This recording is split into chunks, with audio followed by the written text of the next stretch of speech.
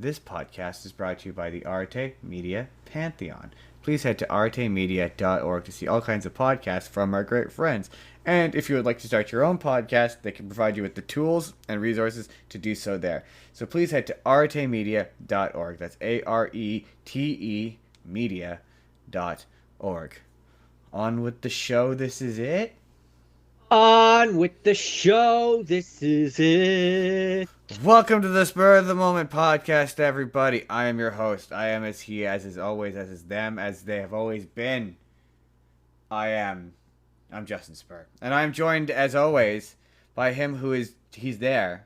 He's there most days. And even the days when he's not, he's also there.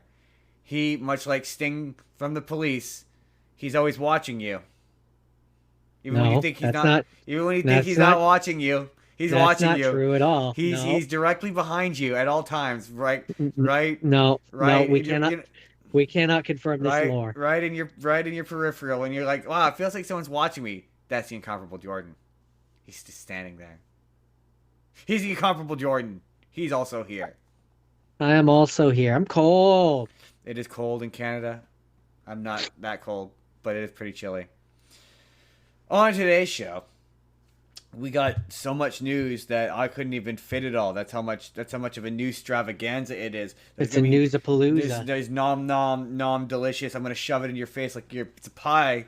News. And then, well, I guess I should say some of that news, which is we got a Scream 7 trailer. We got a Stranger Things 5 trailer. Is Mark Hamill gonna show up in Star Wars? Probably not. Jabba the Hutt's son, what's he gonna sound like? Batman news, Supergirl news. Why did Doctor Who and Disney break up? Now You See Me TV show, Hello Kitty TV show, Hotel Transylvania TV show. What might have happened with Kang, Doctor Strange, Paul Rudd, Nick Jonas are doing a musical, and so much more. And then later, it's based on you saw the title. It's based on a true story. You're gonna be surprised what it technically counts as being based on a true story. That's later, though. But first, I have to start the show off with a big announcement. It's big announcement time. Because in 2 weeks, it is our 100th episode. And also, I lost my train of thought. Where was I going with this? Let's go back. Major announcements. Number one, Spur of the Moment Conversations premiere 2. Ravenous success. Ravenous success? That doesn't feel like the correct adjective. Great success. We want to thank Briley for coming on and talking to us. It was really fun. It was really cool. She's really cool. It has been a massive success for us. We're really grateful to all of you guys who came over with her. Thank you. Don't worry, you're safe here. You're very safe. You don't have to worry. Jordan's is doing a queen wave for those of you who cannot see. Yes, thank you to her. That's very cool. She will be back in December for a December episode. That's really. We did commit to that, didn't we? That's really cool. And thanks to her, we are ever closer to our 300th subscriber. And Jordan, remind the audience what happens when we hit 300 subscribers. We eat hot sauce. We eat hot sauce. Jordan will eat a little bit. I will eat a lot of it. But that cycles around to in 2 weeks from now. 292. We are currently at 292 thanks to Briley and thanks to a Spur of the Moment conversation. It's very exciting. But we are ever closer, and we are hoping that we could pick up those 8 subscribers in 2 weeks. We need your help. Tell your friends. Tell them you don't have to watch the content. Just hit the subscribe button. Get us that 300. Share, subscribe. Subscribe. We need you to go full multi-level marketing on this. Share it with a friend who shares it with a friend who shares it with a friend. We just need you to subscribe, get us to that 300 so that on our 100th episode, which will theoretically be chaos, I have several guests lined up. There will be lots of people coming. Make it so we can eat hot sauce in front of them live on the air with a live audience. Only you can do that. By pushing us to 300 subscribers by 2 weeks. It feels like an obtainable goal. It's what I want. 2 weeks, 100th episode, extravaganza. Get excited. Get excited. Get We'll excited. be back in the sponsorship section to talk about this again. But get excited for that. That's the announcements at the top of the show. But yeah, we have had several lovely comments from followers of hers who have subscribed to us. They were very lovely, saying that the video was cool and referencing stuff in the video. The number one way to let me know that you watched the video is referencing things that are deep in the video. So if you're mentioning the fact that we talked about Legends of Tomorrow, that means you made it a sizable portion of the way through the video. That's sick. Thanks. Help our retention rate. Back end stuff. Awesome. Super fun. And also, as a reminder, come talk to us. We want to talk to you. Hey. On with the news. On with the news. This is news. Yeah, if you want to be on spur of the moment conversation, that's the opportunity to come and talk to us. Hit me So up. if you're one of those people who don't like our opinions on Andor and you want to come on and talk to us about it, that's the place to do it. Hit me up. There's not a private messaging function on YouTube, but it's Justin's business. Or if you want to message me on TikTok, tell me you want to be on spur of the moment conversation, and message me on spur of the moment. That they all know. Don't be a weirdo Hey. like half of my messages on there are. On with the news. So, On with the news. we're gonna do some trailers. Trailer number 1, Scream 7. Now, Jordan, as a person who has not seen any of the more recent Scream movies, you've only seen the first one. I have to assume this meant nothing to you. It meant very much nothing to me. I watched it and I was like, why did I watch this? I haven't seen the other like 5 Scream movies. I feel like I've just jumped a lot of like I've come into like Saw 10 without watching the other 8. Well, now to be entirely fair, here's what I will say. As a person who is up to date, it does not give you much. Like there's stuff I didn't get until I saw people talk about it. Like the house that basically in the trailer you see a couple and they've gone to this house and it's now like a Saw museum. I did not get the fact that that was supposed to be Stu's house from the first movie, which is now a creepy stab themed haunted bed and breakfast. I did not get that. I didn't get that they were in a new house. I totally missed. I didn't necessarily know that it was supposed to be Stu's house, but I figured because it was like a shrine to that Yeah. kind of thing. I figured it had to be someone from one of the original ones. Um, Knowing it's Stu's house makes me go like, "Oh, so that's how they're going to bring him back then, is did, it's going to be like a copycat or did you something." did you pick up his voice at the end of the trailer when he was like, "This is gonna be fun"? That was very definitely I Matthew Lillard. thought yeah, I thought I did. There's a Yeah. point where in the trailer where, and I missed this the first time I watched the trailer, which is there's a point in the middle where you hear David Arquette saying, "Everyone around you dies, Sydney," and so David Arquette, Matthew Lillard, and this is where I know what this is. So you not knowing anything about anything, you have no theories obviously as to who Ghostface is, but the theory that is floating Other around. than it being Matthew Lillard coming back. I don't think it's Matthew Lillard. The last one made a pretty clear case that if you have a television dropped on your head, you're dead. Like they have a moment where they show that happening and they show him dying. So I don't think he's coming back. Now I don't know if this has been officially revealed, but the rumor is okay. So number one, the theory on the internet is that it's Stu Macher's sister. That's going to be the big reveal, and I Okay. think that's wrong because one of the people who is coming back is Roman, a name that doesn't mean anything for you, but he was the ghost face in Scream 3. And supposedly the big twist in this is the killer is using AI deepfake technology. Oh yeah, and that's how they bring Matthew That's how they're Lillard going to bring back. Matthew Lillard back. That's how they're going to bring back Roman. That's how they're going to bring back David Arquette. Because I was gonna say, I don't think they're gonna bring Matthew Lillard back in like physical form. My theory, having not seen any of the other ones, was that he was gonna be just the voice of Yeah, well, Matthew yeah. So, Lillard. so the my theory is that if it is AI replicants or whatever, that's just a more advanced version of the talk box from Scream 3. Yeah. And so if the last one was just Scream 2, then this is Scream 3, and the talk box, it means that my theory is that the killer is Sydney's niece or nephew, and it's They're gonna do a big reveal where the AI is Roman, and it's like, oh, you killed my dad, and it's gonna turn out that yeah, one of because you see a group of friends. I'm guessing the blonde one is going to turn out to be Roman's daughter, or one of the characters in her sphere is going to turn out to be related to Roman and be her cousin. That's my Okay. thing, and this is just going to be Scream 3, and the AI is just the voice box from Scream 3. That's my theory. I'm calling Okay. that right now because it is the most boring thing they could possibly do. Um, it's not very interesting, and it's the most obvious. And all of these new Scream movies have been like painfully obvious, and it's the most obvious thing to me. I'm like, yeah, the last one was just Scream 2, so I'm like, okay, this one is just gonna be Scream 3. Like, and I'm like, well, again, what is apparently the original guy who created it is coming back to write it again, and I'm just like, what does he have to say about modern horror movies? I just don't. What is there to say other than they're too graphic nowadays? Like, is he gonna do a statement on Terrifier and how they're 1,000 times more bloody and graphic? Like, I agree with Briley. I don't know what to do here. I think they should have gone. I mean, I think our idea of time travel is still the best one, but Time travel. I maintain they should go balls to the wall, go full bore supernatural, and do Ghostface.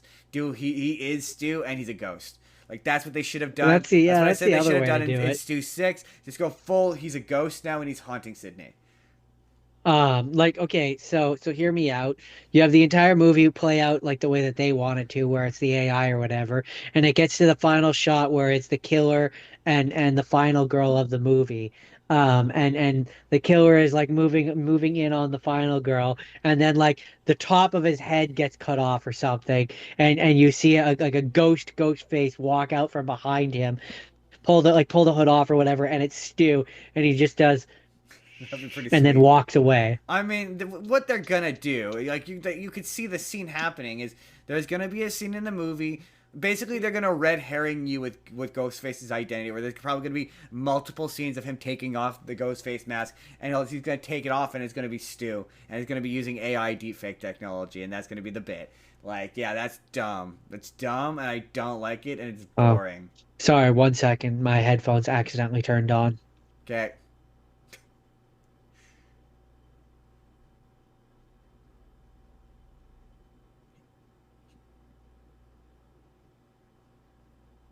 can you hear me?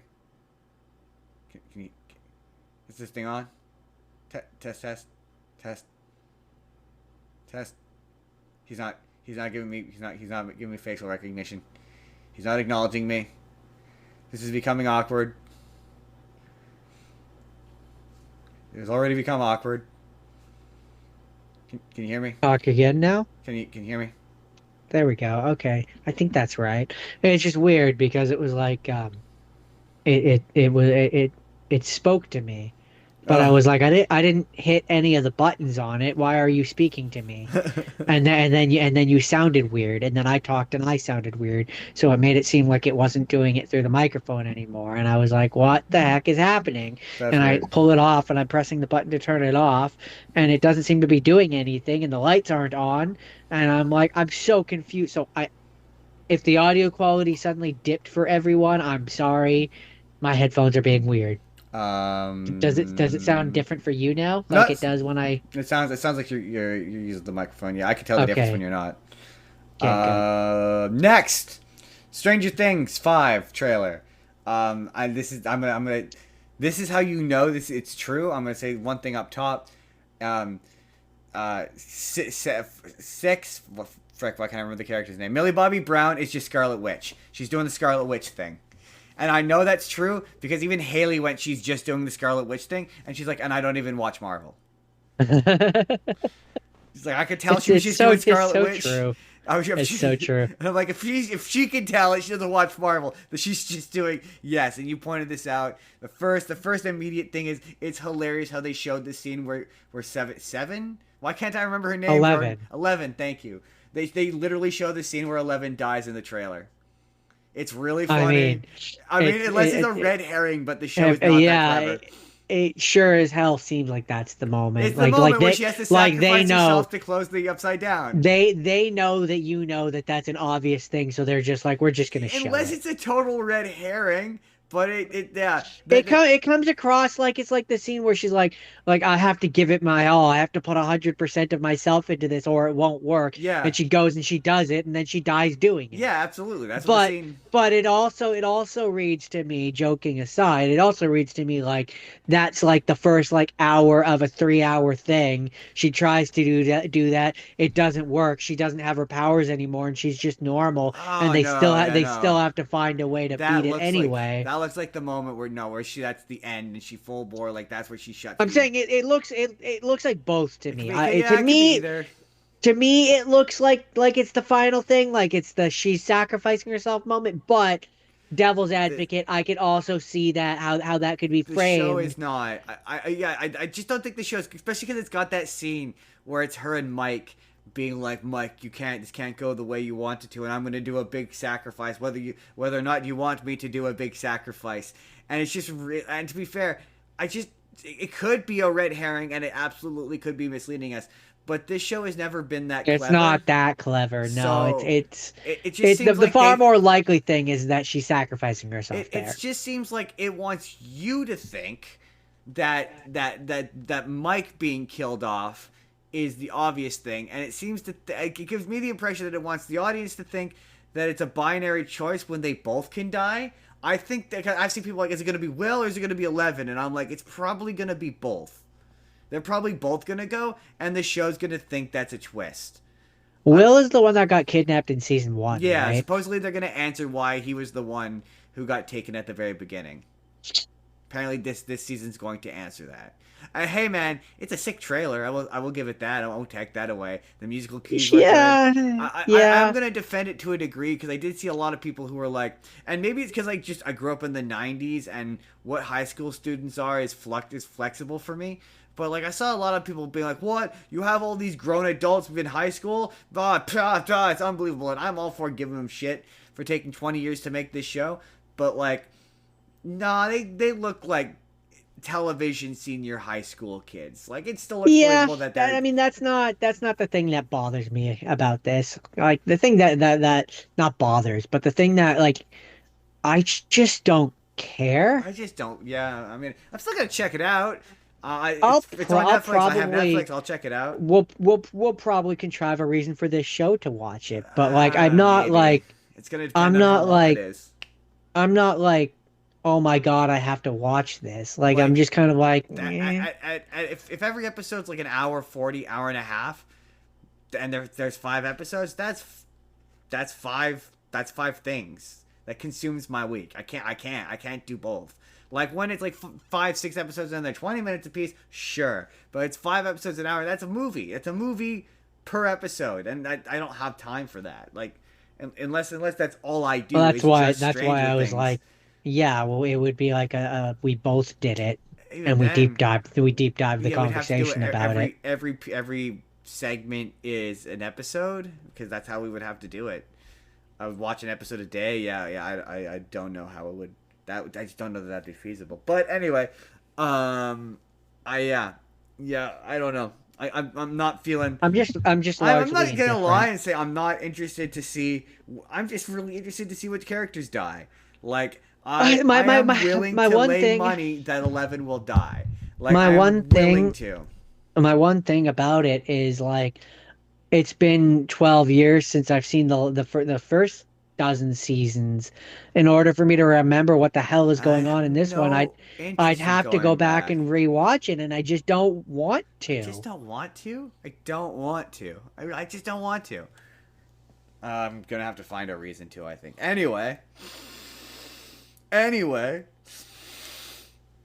Anyway, Moving right along.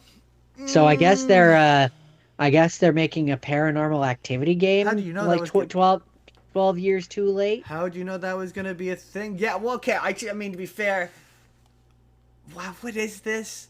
The thing about Paranormal Activity is it's scary because it's slow and it's not really an action heavy movie. Like I think that first Paranormal Activity is still creepy, especially if you watch it in like a dark room with the lights off. The later ones get kind of stupid, but this I don't understand. I saw the trailer and I'm like, yeah, sure, looks like a Paranormal Activity movie. To its credit, it feels like a I Paranormal mean, Activity yeah, movie. it does. My thing is just I don't Who is this this for? it looks like a game that should have come out on the PlayStation 3 when Paranormal Activity came out. Like, Yeah, but it's too pretty for who that. is this? No, no, but I'm just talking in terms of like that's what it feels Well, yeah, like. they haven't. Yeah, I mean, to be fair, you're not It feels wrong. like it feels like an early 2011, 2010 game that came out 15 years too late. I just don't. Why are we making this now? Paranormal Activity isn't that big Well, anymore. they haven't made a movie since. I I know, mean, that's what I'm number of saying. years at this point. It's not that big anymore. It would have No. made sense to make this during the height of Parent when you had like I would say I wouldn't have been surprised if this came out at around the time of Paranormal Activity 2. The Yeah. first movie's come out, it's still like it's in the public consciousness, the zeitgeist. Now a Yeah. second This one is just coming out and you have came a game across out at like the same time. it was a But like script. why are we making this in 2025? This just came across like it was a script for a Paranormal Activity movie that didn't get made that they just turned into a video game. That's what it I looks just like. the timing of it feels weird for I me. don't know. I don't know. I don't know. I don't know. I don't get it. I don't get it. But hey, man, Otherwise, I mean, for free it on looks like PlayStation 5, I'd play it. it looks like one that if it was on PlayStation Plus and I could play it for free without I would spending any absolutely real money on check it, it out. Check I'd it out. download it, check it out, play it for Yeah. probably Yeah. 10 Why minutes and not? get bored with it, Why you know? not? Jordan, you're probably asking yourself right now on the show that we do weekly, is Mark Hamill going to be in a Star Wars movie that takes place after Luke Skywalker died? You better not be because that sounds stupid and makes no sense. Well, Jordan, Oh man, this man who just happens to look like Luke Skywalker is just existing in the universe. And oh, was there actually a third Skywalker sibling? uh, What? it's, No, it's Luke stupid. Skywalker's If twin anything, it should cousin, Duke Skywalker. if anything, it should be like in the Old Republic or the High Republic or sometime long before No, where Jordan. it's like, okay, it could be a distant relative. No, but Jordan. That could maybe make sense. This movie takes place after Episode 9, when Luke Skywalker has been dead for several years. No, Luke Skywalker can't show up in this. But when asked, Mark Hamill says, "I just don't see any reason to. Let me put it this way. I mean, they have so many stories to tell. They don't need Luke anymore. I've had my time, and that's good. But that is enough. Good for him." Yeah, exactly. Don't do any more deep fake de-aged Luke Skywalker, please. Stop it. I'm begging you, stop it. Don't do it. Nobody wants it. Uh, Apparently enough people want it that they're talking about doing it, so stupid. Interesting. Stupid ad. So, okay, I don't know if you know this, Jordan. There's been some pictures of him, and he has shown up before. You don't know the actor who. I don't think you know. I know the actor who's playing him, but you don't. You haven't seen The Bear or Shameless, right? I don't think so. And then Wait, you Shameless, is that one with Debbie Ryan? no, no. Okay, then no. No, I don't think you've. But Jeremy Allen White, for the audience, is playing Jabba the Hutt's son, and who was in the last time Jabba the Hutt's son showed up was he got kidnapped in that animated Yeah, Clone Clone Wars Wars. movie. So now he's back and he's an adult, and they've been calling him. People have been calling him Jabba with muscles because he's basically Jabba the Hutt, but he's muscular. He's jacked. Is the whole idea. And so the question is, what's he gonna sound like? Will he speak?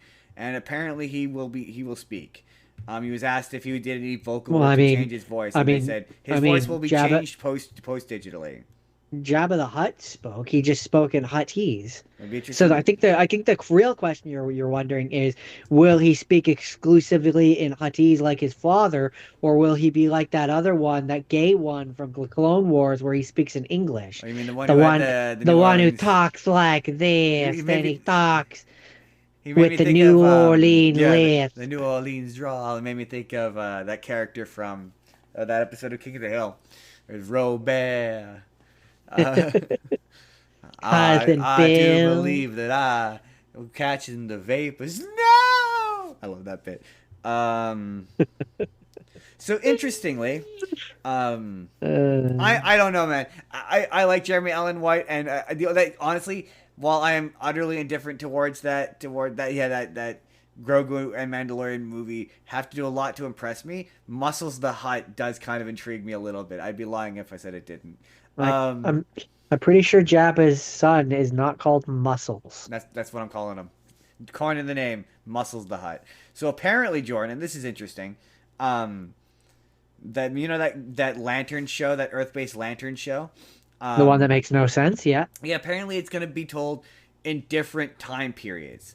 So what I hear is that's not going to be like, it's not gonna be restricted to, oh, it's Jon Stewart and Hal Jordan is a grizzled old man. It sounds like maybe there'll be multiple storylines, multiple time periods where it bounces back and forth. Because the idea is supposedly that there's one ring. There's one power ring for Earth. So I'm guessing what that means is, my theory is that you're gonna get, like, kind of similarly to Arrow, where you'll get flashbacks, like sections of the episode where it'll be young Hal Jordan and it'll be him with the ring, and then you'll get the modern day. Ward 7893. Yeah, Jabba's son is in the Clone Wars movie. Yes, yes, he is. Hello. But yeah, I think that they'll have the multiple narratives, so that way we can have a young Hal Jordan show up and be Hal Jordan and not have to be like an old man Hal Jordan. I Uh, mean, that's great and all. I still hate that it's terrestrial based. It I should be in well, space. but to be fair, maybe the Hal Jordan bits, maybe the level of or the terrestrial, what's the word I'm looking for? The level of terrestrialness has been exaggerated. Maybe like the young Hal Jordan stuff, you will see more space oriented stuff. Maybe, but I doubt it. I Yeah, one Word 7893 says one green ring to rule them all. Yes, well, that's what they're saying. That's the apparently the through line is, it's about the ring passing from person to person. Is what they're saying about Yeah, that no, show. I just if it's a TV show, I don't expect, especially if they've described it as terrestrial based. That to me Yeah, means that we're going to tells be me spending. you're gonna see the Green Lantern shit rarely because it's expensive. That's what that tells me. Yeah, like we might get like one flashback scene where you see Hal Jordan on Oa getting the ring for the first time, and that'll be it. Probably. That'll be all the space stuff that you see. Yeah, The rest of it will be on Earth. I gotta say.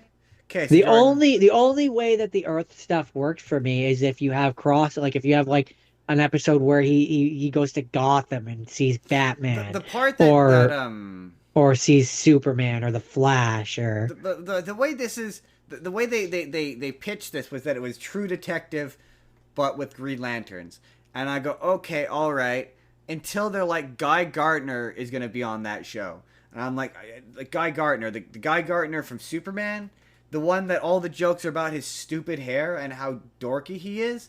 That guy, that just feels like tonal whiplash. It's like when um Lex Luthor shows up on Peacemaker and makes a joke about anal sex. It's like about prison anal sex and curses. It makes the tone of that universe feel weird. We're like, okay, well, if he's dropping F-bombs and talking about people getting butt fucked in prison on Peacemaker, he's PG in Superman, and it's this it's tonal for me.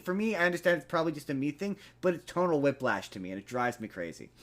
Anyway, Jordan, would you like to take a stab at Batman and Wonder Woman costumes were Guy were Gardner, Ward 7893 says Guy Gardner, the comic relief in Peacemaker? Question mark.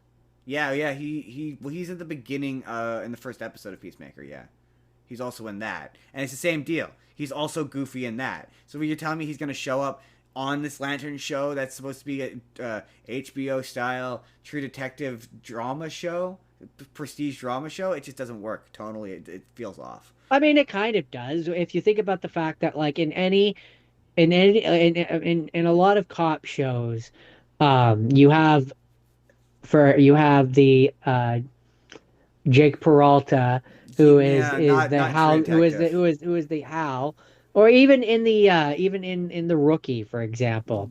Um, Different kind of cop show though.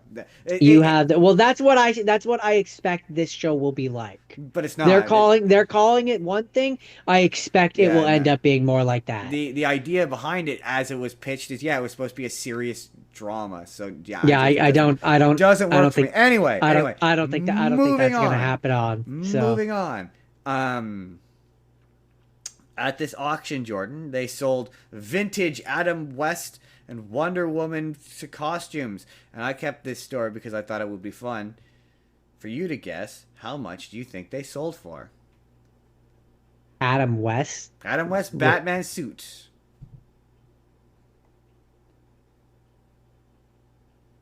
$1.5 million. Wow. See, you know it's funny. It's funny, right? Uh Right, it's probably more than that. no, see, that's what I thought. That's why your instinct went high because you're like, it's Adam West Batman. It's a classic.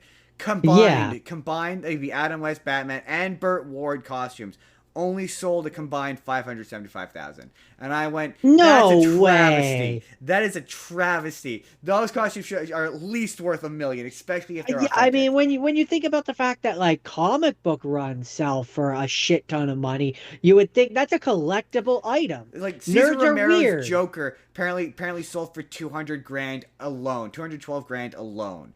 Like Batgirl 87,000 alone. And you're telling me Batman and Robin only went for 500,000? Travesty. Absolute travesty. What are you That's doing? What are that's you doing? unacceptable. That is unacceptable. That's unacceptable. It should have been at least $1.5 million. Oh no, that's another story about Bat Fam. Who cares about Bat Fam? Bat Fam looks bad. I'm standing by that. That show looks bad. I don't care how you say saying it I won't even stand. saying it's an homage. It's not worth the effort of standing. I sit by what I say. um, there's an article comparing it to the Adam West Batman show. I'm like, that disrespects the Adam West Batman show. That at least knew what Batman was. Whoever said that needs to have a ruler taken and slapped on their knuckles until it's red. Um, Interesting. That So feels supposedly, that feels like an adequate enough punishment. yeah, Maybe for you just two. a light rapping and You know, tapping. you know, you know, you know. Um, What's next, Justin? so supposedly, and this makes sense. The Man of Tomorrow, the next movie that allegedly is going to contain Superman in it.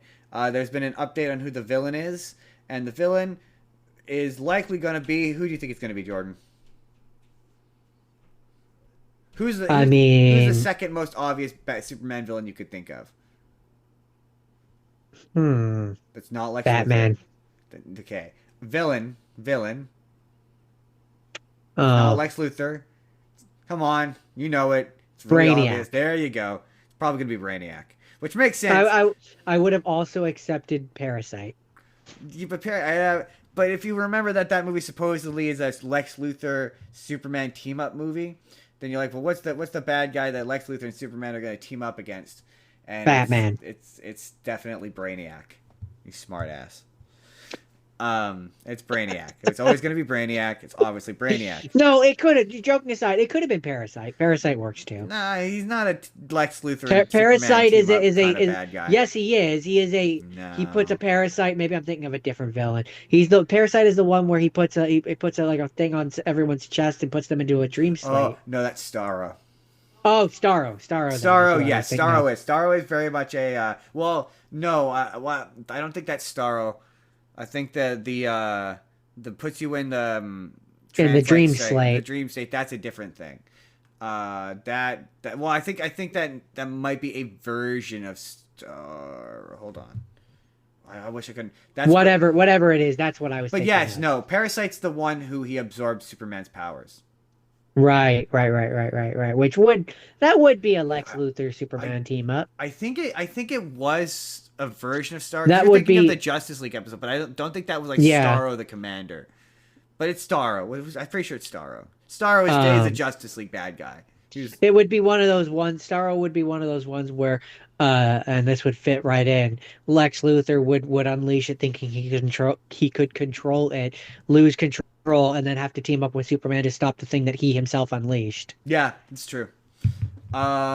Jordan, they announced that they are looking But into making. Brainiac also makes sense. Yeah, yeah. They're looking to make a Now You See Me TV show called Now You TV Me. It's not called Now You TV Me. I made that part up. But it's called. They're looking into making a TV show, and I'm like, you know what? That makes sense. I'd watch like a like I don't know that you're gonna get like Jesse Eisenberg and Woody Harrelson and all the main Yeah, cast, I was but gonna if you say introduce like a who's couple of side characters and you make it where it's like they're doing heists but with so magic, I'm down for that. That sounds fun. so because forgive me, I don't fully remember, but the idea of the four horsemen is they end up in like a fraternity of this group or whatever, Yeah, basically, they end up in right? like a secret society at the end of the second one. So Yeah, yeah, run by Morgan Freeman. Spoiler alert. what I would do is you pay once a one-time fee for either Morgan Freeman or one of the Jesse horsemen, Eisenberg. Jesse Heisenberg, whoever's the cheapest, and you have him be on a video screen once where he basically is like, okay, I don't know what the premise of the show is, but like, you guys, this is your initiation, and once you do this, you're in the club, I mean, and then that's you never pretty have much to, what it looks like. This you never have to show him again, pretty and then much. That's what it they're looks just like. part of the world. That's what it looks like. This third one's about. So yeah, it just makes sense. We're like, yeah, now there's multiples of them, and it's a much bigger society. And yeah, I mean, you'd be like Limitless, where you have Jesse Eisenberg shows up for the pilot, and then it's about other characters that are Yeah. magicians. And yeah, have it where every episode's about them doing a big heist. I'd watch it. That sounds fun. But I just, for me, in order for it to work, you have to, whether it be the Morgan Freeman character, whether it be one of the Jesse horsemen, Eisenberg. again, whichever one. I would have also taken Woody Harrelson. Um, but you have to have one of them do an overlay video, which like basically brings in these new characters and explains why we care about them.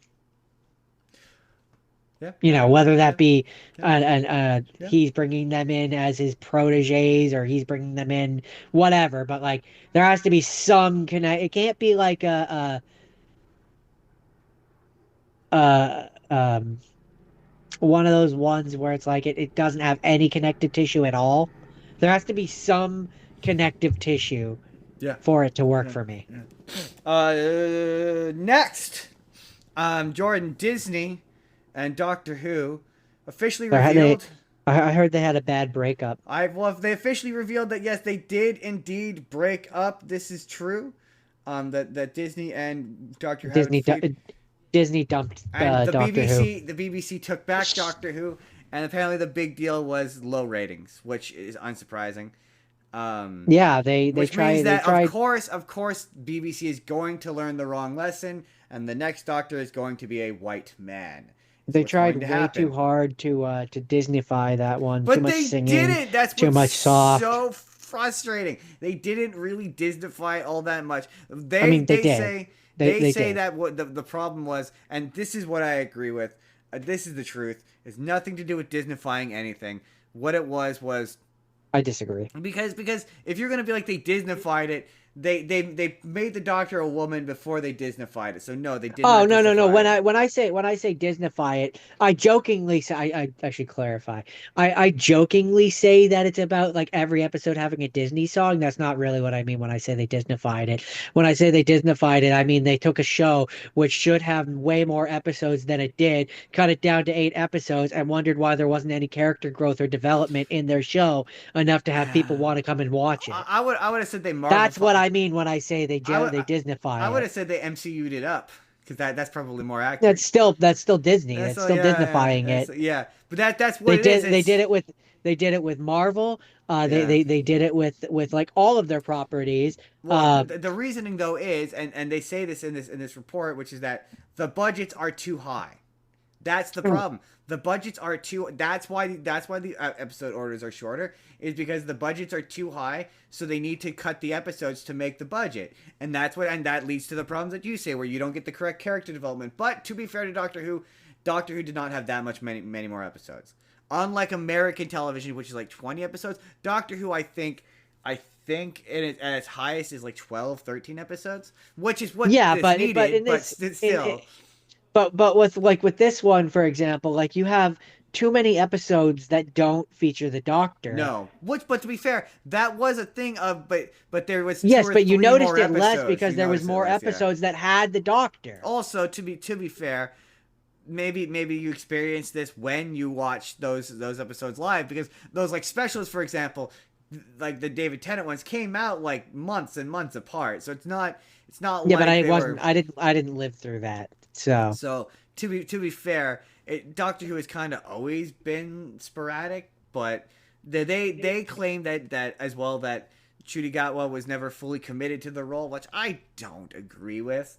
I that kind of do that kind of comes across. Yeah. I do think though that, yeah, I think that it was too high a budget for what they were doing, and too ambitious, I think. But a lot of I modern Doctor think. Who is like that, where it's like, yeah, you guys need to get back to basics, simple. Yeah, I think part of the thing for me Daleks, is Cybermen. I'm it kidding. it got messy where it Yeah, was like they kept trying to have these bigger and bigger things. Like you start with the toy master, and then like every one of them has to be this big thing which they have to as soon as you're defeat. like, well, magic, And basically. I still haven't even. I have to watch the last season because I still haven't finished it. and I think I finished the last season.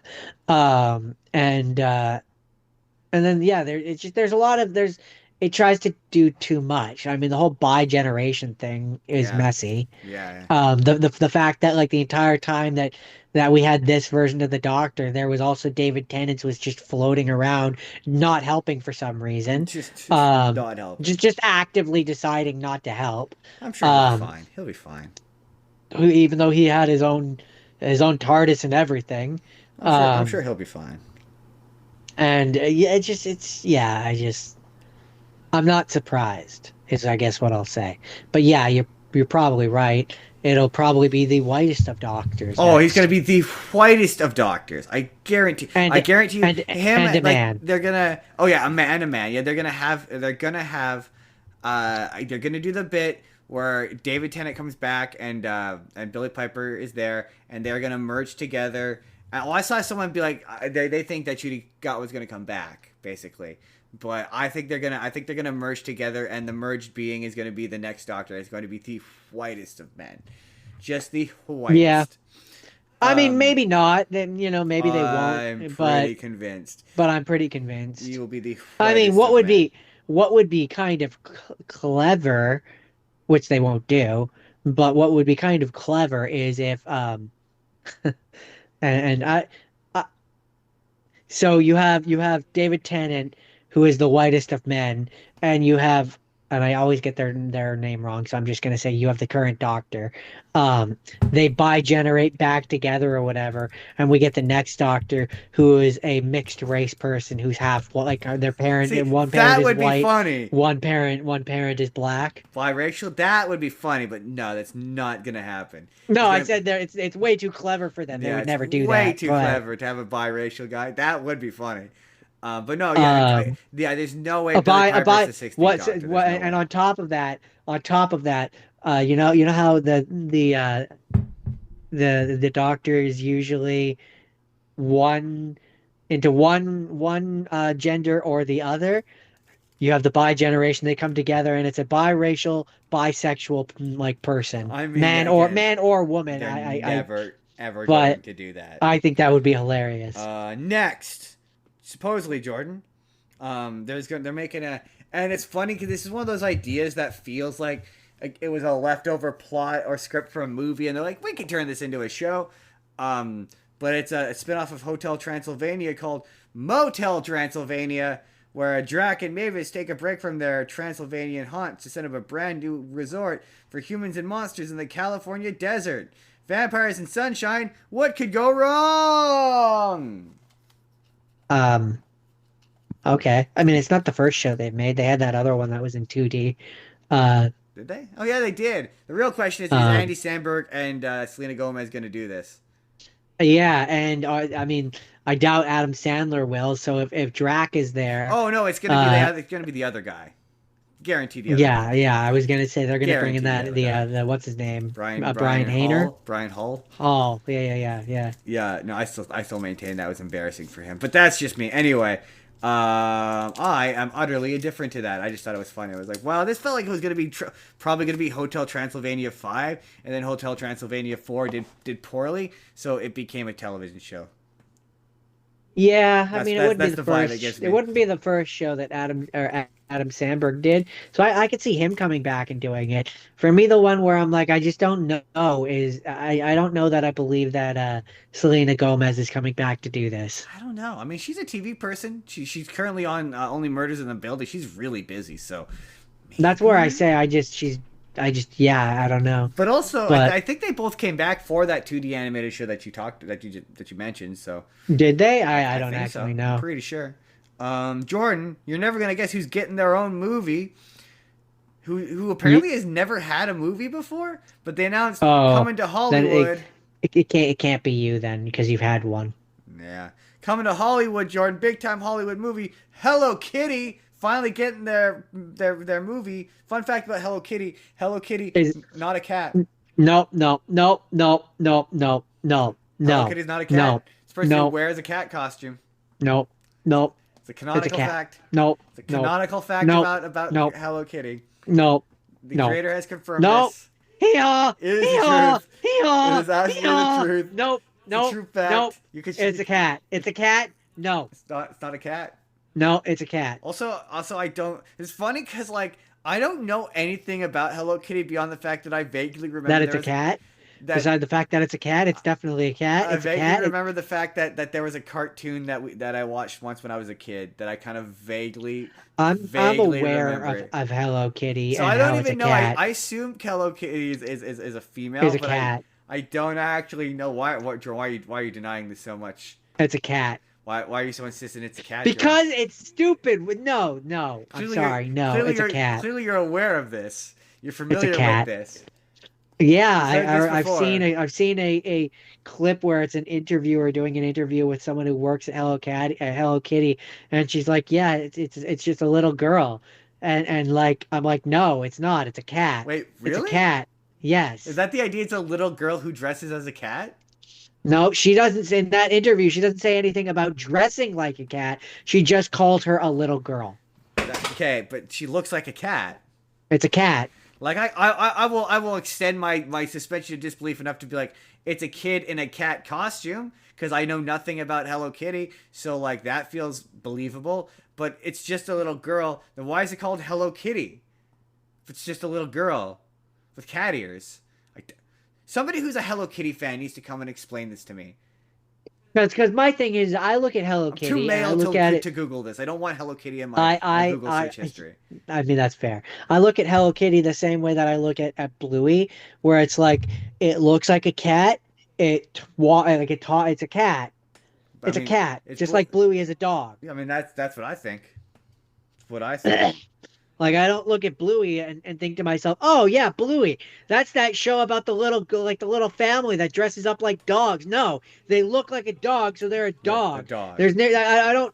I've never heard of an example of a thing with Hello Kitty where you see a zipper on the back and she unzips and becomes a little girl because she's a cat. She's an anthropomorphized cat. I mean, yeah, yeah. Jordan, Sorry, I blacked out there for a second and got Hello Kitty rage.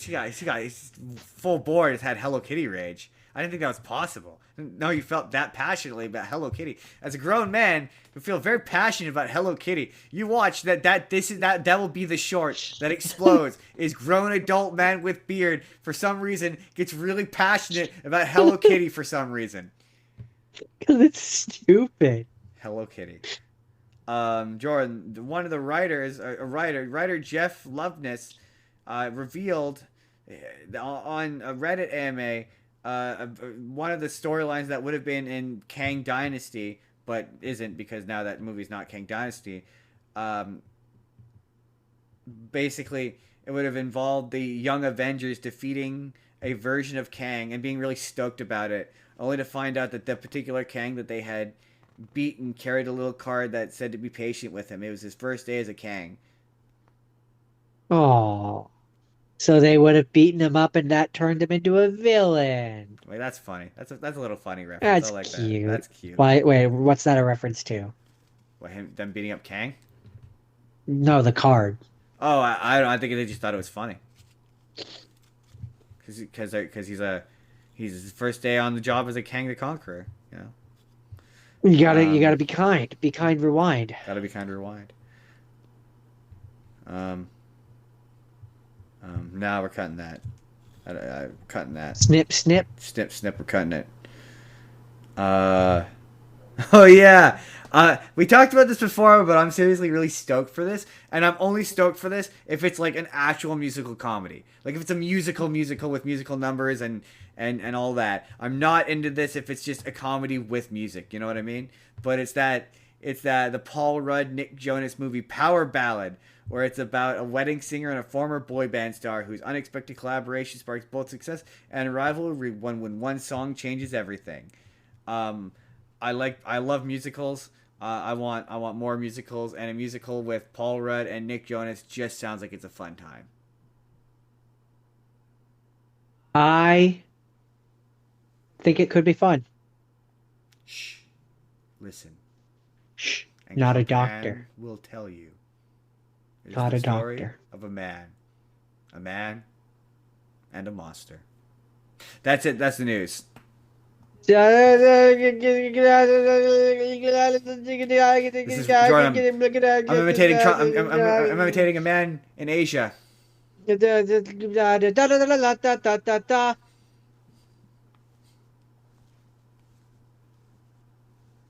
Jordan.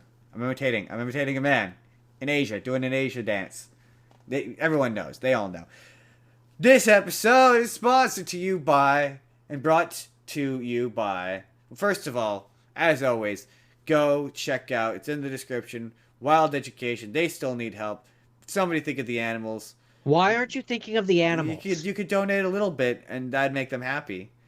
They're Think of the all animals. they're doing all kind. They need the help. Think of not every animal's cute and crawly and cuddly. Go But that support doesn't them. mean you shouldn't think of them. That doesn't mean you shouldn't think of them. You should think of them. But also, this episode is also brought to you by, once again, check out a spur of the moment conversation with Briley. That is now live. That's now live. We also need you to help us get to 300 so we can eat spicy hot sauce covered chicken nuggets or another such thing live on the air in front of our friends in 2 weeks. We want that for them to see us suffer live on the internet for you. You could be doing that if you help us get subscribed. Tell a friend and have them tell a friend to subscribe to the Jordan. Let's do it together now. Subscribe to Jordan. Subscribe to to the the Spur of the Moment podcast. podcast. Yeah, we nailed Yay! it. But yes, get them to subscribe to us, and then come to the 100th episode. The 100th episode of the Extravaganza. Spur of For the the Spur Moment podcast. podcast. There's definitely no delay. There's no delay. In 2 weeks. I'm excited for that. It's going to be fun. We know at least Haley will be there. And maybe Jake. And maybe others. And maybe perhaps some others. Da da da da. We're going to see how many people we can have on a Zoom call before it gets laggy. Da da da da. Hey, if you want to come to the 100th episode, let me know. We'll send you a Zoom link. On today's show, we're watching stuff, we're talking stuff, we're discussing stuff And that things. is based on a true story. Some to all or none of this may have actually happened. And we probably won't tell you how much. Or we will, who's to say? But we probably won't. Or Whoa. I disappeared for a second there. There we go. Now I'm back on. Sorry, I'm watching our own video. or there might be an element of this where we're like, this definitely happened. Or it didn't happen. Okay, so I guess rapid fire. First movie that I watched came out in 2025. It's a biographical comedy drama film. And it had Vince Vaughn in it. Vince Vaughn was Vince Vaughning it up. Who is Vince Vaughning it right the heck up? It's called Nona's. All right. It's based on the life of Joe Scaravella, the owner of Staten Island restaurant Inoteca Maria. He risks everything to honor his mother, who recently passed away. and he opens a restaurant, an Italian restaurant with actual grandmothers as chefs. Neat.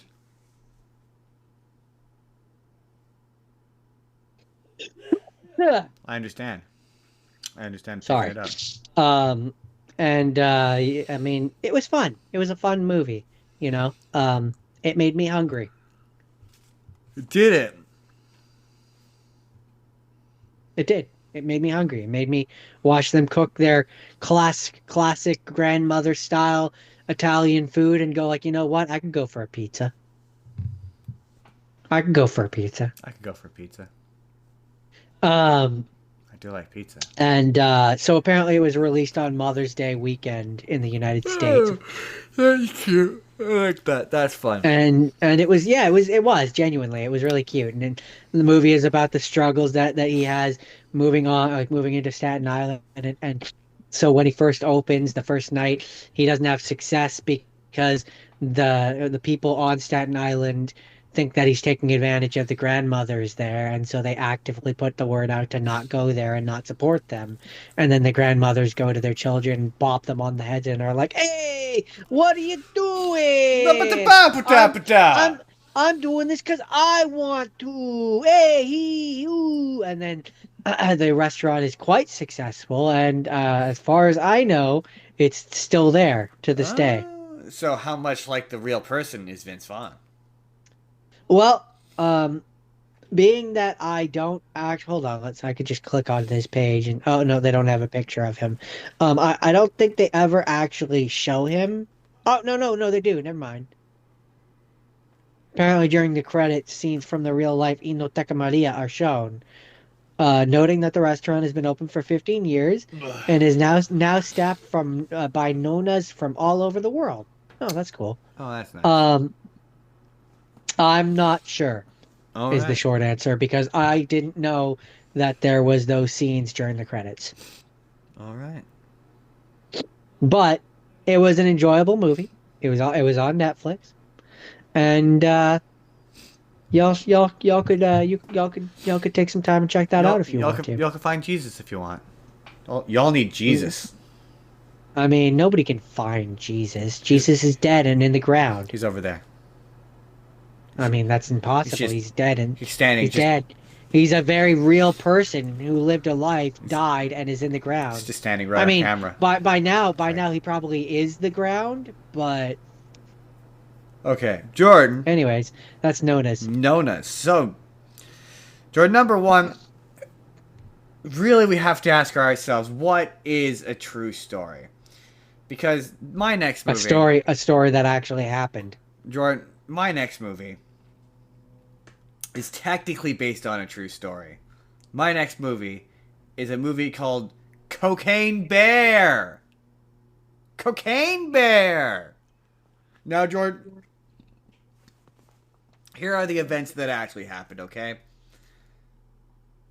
There was a There once plane was a man from Nantucket. who had a plane full of drugs, and they were going to be taken down for some reason, and they dumped the drugs out of the plane, and then a bear found the drugs. Now, Jordan, when the bear found the drugs in real life, he may have ingested the cocaine and immediately had a heart attack, and that was the end of it. That might have been what happened in real life, but Jordan, what I mean, happened in this movie? that sounds very likely in what would happen in real Jordan, what life. happened in this movie is the cocaine turned the bear into an absolute maniac coke fiend who just wanted to murder everyone Another bump of cocaine, of course. in the pursuit of cocaine and cocaine accessories, which, as we all know, Jordan, is More it's cocaine. just more cocaine. The bears just wanted cocaine. And I'm not gonna lie to you, Jordan, this movie's amazing. It's really good. It's basically one of those like super boa constrictor versus like crocodile. You know, like B grade like comedy horror movies. It's really violent.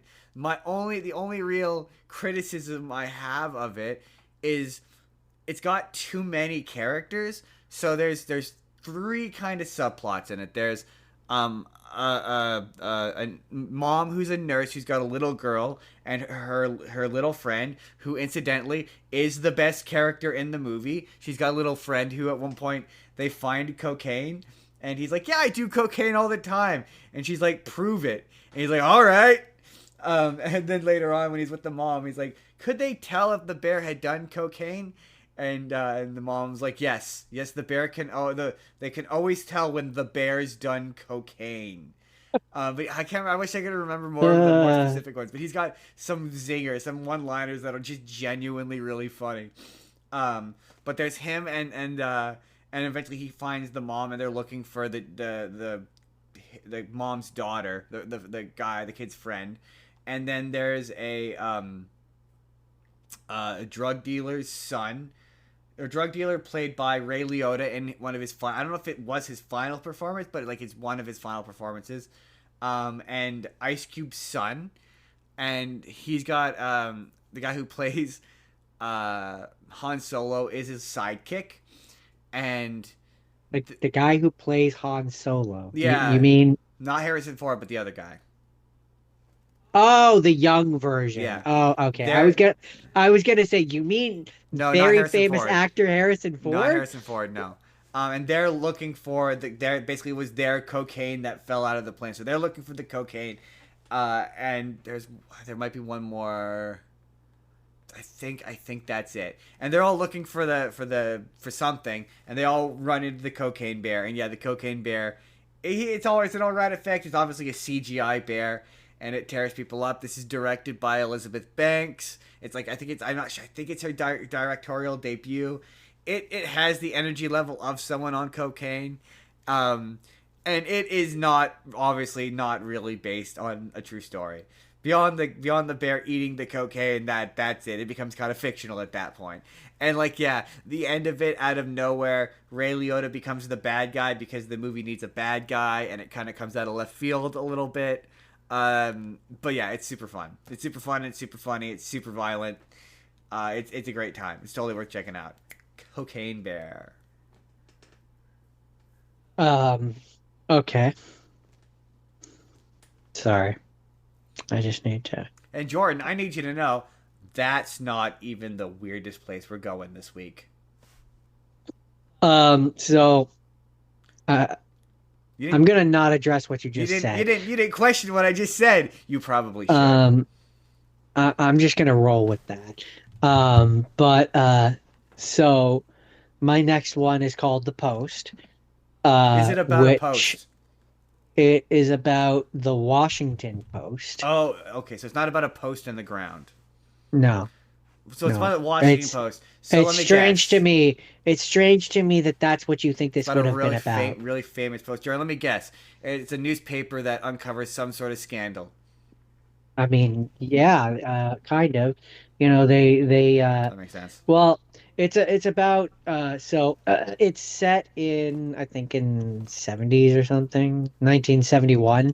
And it depicts the true quote, the true story of attempts by journalists at the Washington Post to publish the infamous Pentagon Papers, a set of classified documents regarding the 20-year involvement of the United States government in the Vietnam War and earlier in French Indochina back to the 1940s. So it's a big cover up, basically. Big time cover up. And so the New York Times comes out with these documents first, and this movie is about the Washington Post trying to catch up, basically, and get stuff out as well. And so leading actor and leading lady is Meryl Streep is as Catherine Graham. Ooh, it's a Meryl Streep affair. And you got Tom Hanks as Ben Bradley. So before So, you ask me how similar these people are to their real life counterparts, I can't really say because I'm going to be honest. I didn't look up any of the real people that these I movies did for tell you everyone, but about. for some of them I did.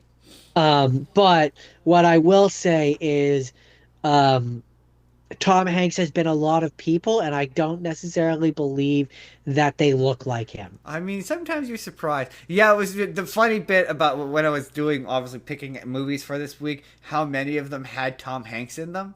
Like a hilarious He amount has of them had Tom Hanks in them. he has been a lot of He's been a people. lot of historical people. Yeah, no, my first thing to do whenever I watch a movie that's based on a true story is to immediately be like, okay, how accurate is this? See, maybe that's a better question. How accurate is this to real life? that's where it's our ways of going about this are probably going to make this a little more interesting because that's not how I go about this. I go about this like being like, how good of a movie is this? I mean, yeah, obviously that is always a question. Um, so I forget. No, but I mean, like, I go into this actively trying to forget that it's based on a real You thing. kind of, I mean, that, I mean, we're gonna get to this later, but you kind of have to. You kind of have to with Um, this because and so in terms of this, like, yeah, no, like it leads up to that to the satisfying moment of Meryl Streep's character being like having to decide whether or not she wants to go through and do this because she wasn't even originally supposed to be in charge of the paper. It belonged to her dad, and then her dad, when he died or when he retired or whatever, gave it to her husband. And yeah, then her husband died, and she just got it because of that. but also like being aware of the real life story also kind of if you know it well if you know what it's a like the real story is it makes a movie almost like sadder because you're like oh this is not going to end well but you're right it does kind of ruin a movie as well because you're like well I know that they're not going to figure out who done it because we didn't figure out who done it. Yeah, like the one of my later ones Yeah. was like that. Although I argue they did find out who done it and they just didn't have time to actually prosecute him. But um You mean in this one? I just mean in real Oh, in life real life. Fair enough. for the Zodiac. Oh, for Zodiac. Oh, yeah, we're gonna get to the Zodiac. We're gonna get to there, but um no, yeah, so I'm not this appears to have won a few awards, so I'm assuming it must be fairly accurate. But Being a good movie and being accurate are two different things, so it doesn't necessarily mean. it doesn't even on this Wikipedia have an article where it compares it to the real life events. Oh, yeah, usually So you have to go to like they'll have a link to the real life events, like if it's a famous event anyway, and you can usually be like, ah, it's reasonably similar. but Sometimes it's fairly obvious, other times it's not. I'm just gonna blanket statement say that this was 100% how everything happened, and it happened exactly like it did on this screen. All right, Jordan, is that the post? That's the post. It was That's the good. post. It was good. I enjoyed it. It Um, wasn't there were some on my list which were definitely kind of boring and hard to keep my brain yeah, tracking. yeah, some of them were like that for me. This one was definitely engaging. Speaking of engaging, so that's great. We'll move right along into the Jordan. One of the most engaging topics someone could ever possibly talk about. Something so riveting and so exciting that we're fully going to understand it together, and that's the 2008 financial crisis. That sounds I wouldn't use The the Big word Short. engaging. No, I'm kidding. No, the I Big wouldn't Short. I wouldn't use the word engaging, um, but We're you talking about know, The Big Short, which okay, all right. Number one, yeah, I'm not American. Now here's the thing about the 2008 financial crisis. I do remember it. Like I remember being reasonably socially aware. Like at the time in high school, like they taught us how to buy stock. We had an entire section in one of my classes devoted to teaching us how to buy stuff on the stock market. It was like a project in high school.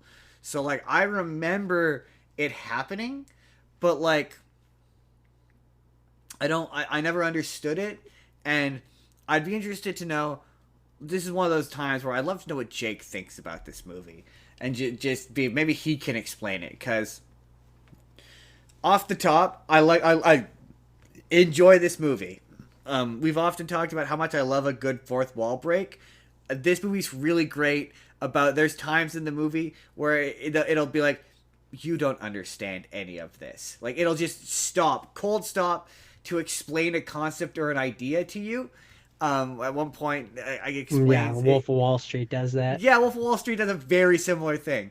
But this one's more prolonged, where it's like, it'll be like, you don't know what I can't remember what the whole thing's based on, a particular financial concept, but you don't. I'm gonna call it a CFO. This means nothing to you. Yeah, I can't remember what the actual acronym is. I'm gonna call it a CFO. Like, you don't know what a CFO is, so here's Margot Robbie in a bathtub to explain it to you, in a bubble bath to explain it to you, and then for like 4 minutes, Margot Robbie in a bubble bath explains a financial concept to you, and you're like, the problem is they say these acronyms so much, and yeah, the movie does stop to explain to you what it means, but still it doesn't do like, it does like a very surface level explanation. So there's just so many times where I'm like, I don't get this.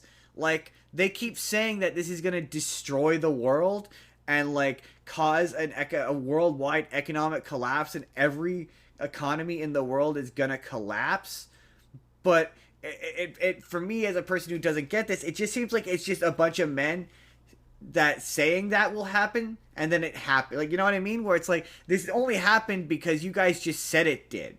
Like, there's no, I mean, yeah, that's how money works. Things only matter because we all right? agree that they Like, matter. It's and then otherwise just pieces of and then paper. the thing that inevitably, I'm just gonna bounce around here, but the thing that inevitably prevents the crash is that they all these Wall Street guys. Okay. Basically, what, according to this movie, what happened was, all of the there's all these subprime mortgages that were bad mortgages and bad loans.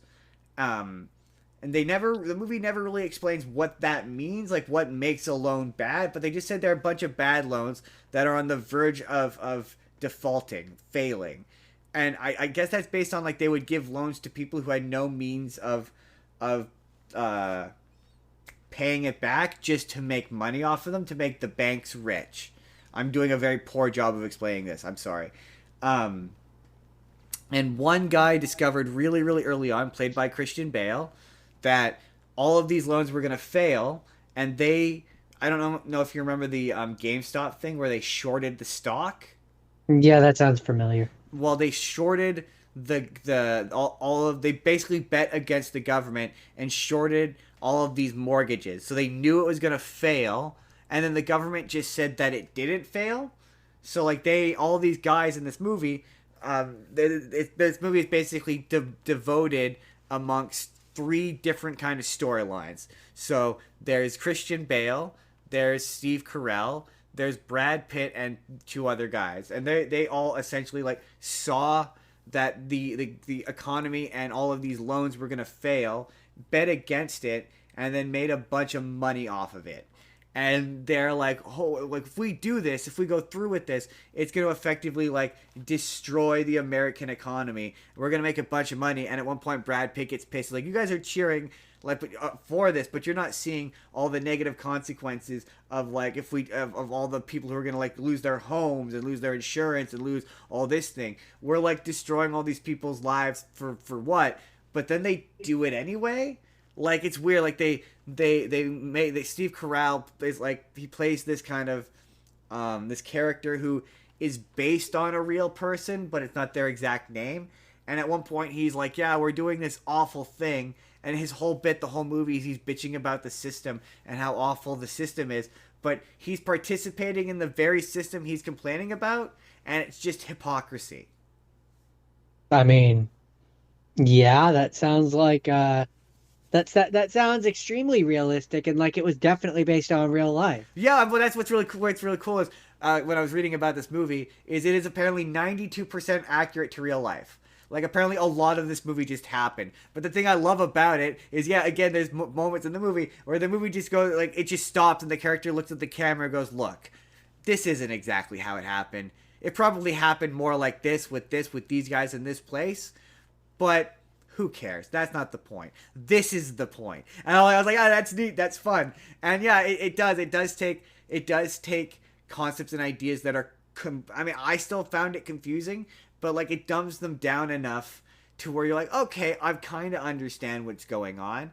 But yeah, it's just my main issue is, it's just like, it's a lot of like them saying bad things are happening, where you're like, they just kind of like, you just kind of gotta take their word for it. They're the guys who know what they're talking about, and they're saying this is bad without actually explaining it to you fully, if that makes sense. Does I that make mean, sense? yeah, again, I don't know how to. That You just sounds like real you life. you explained That's you experienced probably a similar thing in Wolf of Wall Street. We'll talk about later, where they just say a lot of acronyms. They're like, it's yeah, an things that IBCB, and you're like, what the heck is that? And they say what that stands for like once, but then like 30 minutes later, after they've said a bunch of other acronyms, you don't. You can, so I spent a lot of time watching the movie googling what these acronyms meant, because I'm like, they keep saying random combinations of letters and just saying that they're bad without actually saying why they're bad. yeah, They're just I like, mean, oh, I these are just subprime loans that are picked off of blah blah blah. And you're like, none of these words mean anything to me. that's where for me, like at a certain point, that's just movie jargon. Yeah, yeah, Or like yeah. it doesn't in terms of like I'm watching this like it's a movie, it's just stuff that they're saying to tell you how bad it But is. like, I will give this movie this. Like, I found this highly entertaining. It's totally worth checking out. But it did make this stuff kind of approachable. Where you're like, okay, yeah, I do actually kind of feel like I learned something. So I appreciated that. But yeah, I enjoyed it. The Big Short. That was The Big Short. Worth checking out. All right. All right. It's also, So, by the way, not the weirdest thing I watched this week. You know what, Jordan? We're gonna add an additional game to this. I'm gonna let you guess what is the weirdest thing I watched this week, and you're gonna guess it when I say it. I guarantee it. okay. So my next rapid fire is called Everest. And then Wait, wait, wait. Let me guess. It's about climbing Mount Everest.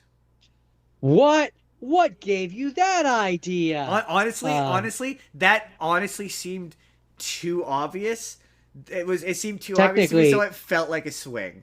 technically it's about surviving Everest, but So it's um not about rich white people who just decide to climb Mount Everest. so on the poster underneath it actually very specifically has based on the incredible true story. So that was like on the poster I as a mean, selling point. all right. Um, it's based on 19 on the 1996 Mount Everest disaster. Eight climbers died, and the movie focuses on the survival attempts of two expedition groups, one led by Rob Hall, and the other by Scott Fisher, who Scott Fisher is played by Jake Gyllenhaal. Um, Jake Gyllenhaal? Jake Jake Gyllenhaal, Gyllenhaal? which so um this one was kind of, I don't want to say boring, but the first half of it, the part where they're trying to climb up, they spend a lot of time going up and then coming back down to base camp and then going up and then coming back down to base I mean, yeah, camp. that's what climbing Mount Um, Everest is like. yeah, I get that, but in terms of watching a movie, it gets a little tiresome and I just want to see them hit the peak. Come on, get to the top Um, already. And then, yeah, they hit the peak, and then some of them get stuck up there, and they don't have enough oxygen tanks to get back down, and so they're slowly freezing to death. And long story short, eight of them died, and their bodies, as far as I know, are still up there. Oh, Um, oh no. um, I mean, they're that's not. that's They got eaten by animals and that's killed by one a of the yeti because yeti is definitely real. when you get to the end of the movie and it gives you the little like blurb about what happened to certain people, You're um, like, this guy dead.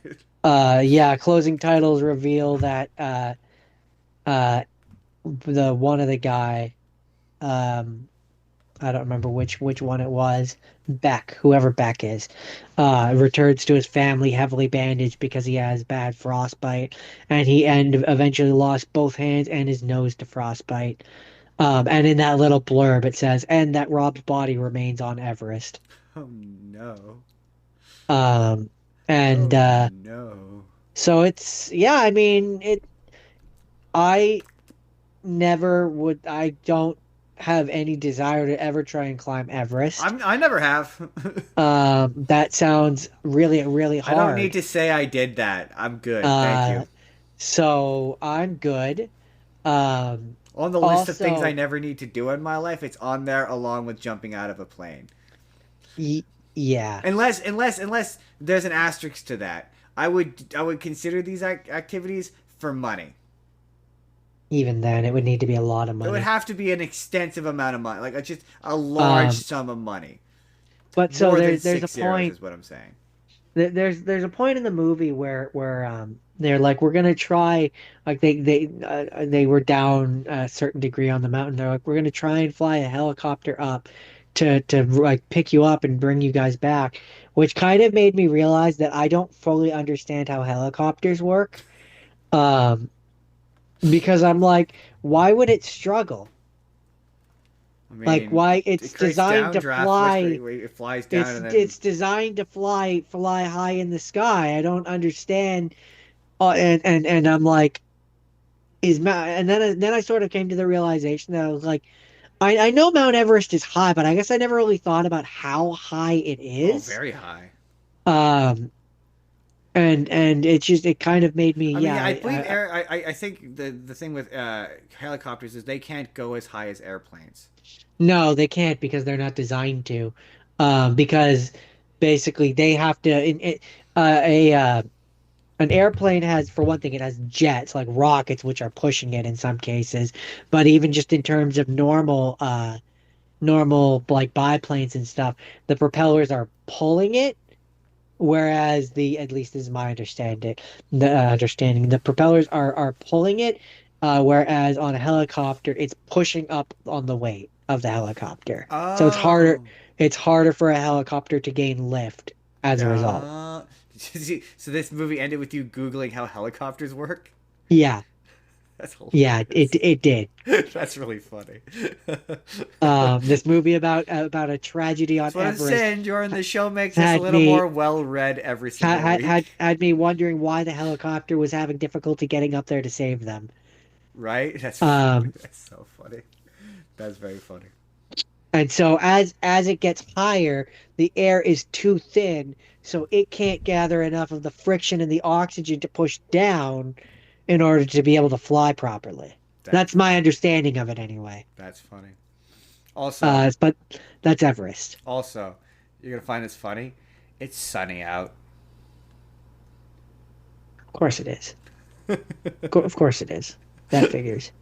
Eh, Anyway, anyway. anywho, So um, yeah, it was a tragic event.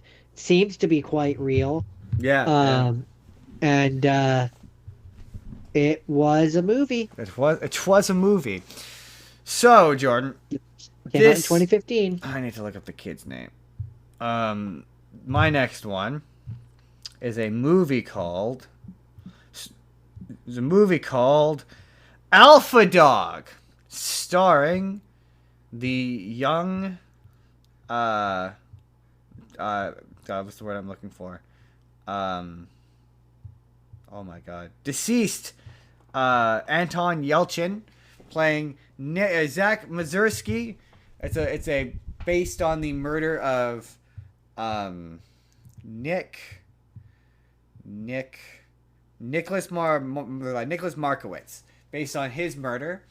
It stars Justin Timberlake. It's got Ben Foster and Emil Hirsch, and the plot of it is Ben Foster plays Anton Yelchin's brother, and he is a drug-addled, unhinged lunatic who owes Emil Hirsch money. This is one of those cases where this happened. This was based on a true story, but all of the names were changed. So the guy who actually did it was named Jesse Hollywood, and in the movie his name gets changed to Johnny Truelove. And so the Anton Yelchin's brother owes money to Johnny Truelove, and he doesn't give him enough, and they get into this massive fight where they beat each other up, and it becomes this feud. And so in retaliation, um, Johnny Truelove, Emil Hirsch kidnaps Anton Yelchin and holds on to him until he can theoretically get the money from Ben Foster. and essentially kidnapping kind of just like leads to he hangs out with all the associated people around Johnny Truelove, Justin Timberlake, and as they hang out, as they hold on to him, they become attached to him, and ultimately it ends in Anton Yelchin's murder. Because they're the dumbest criminals alive.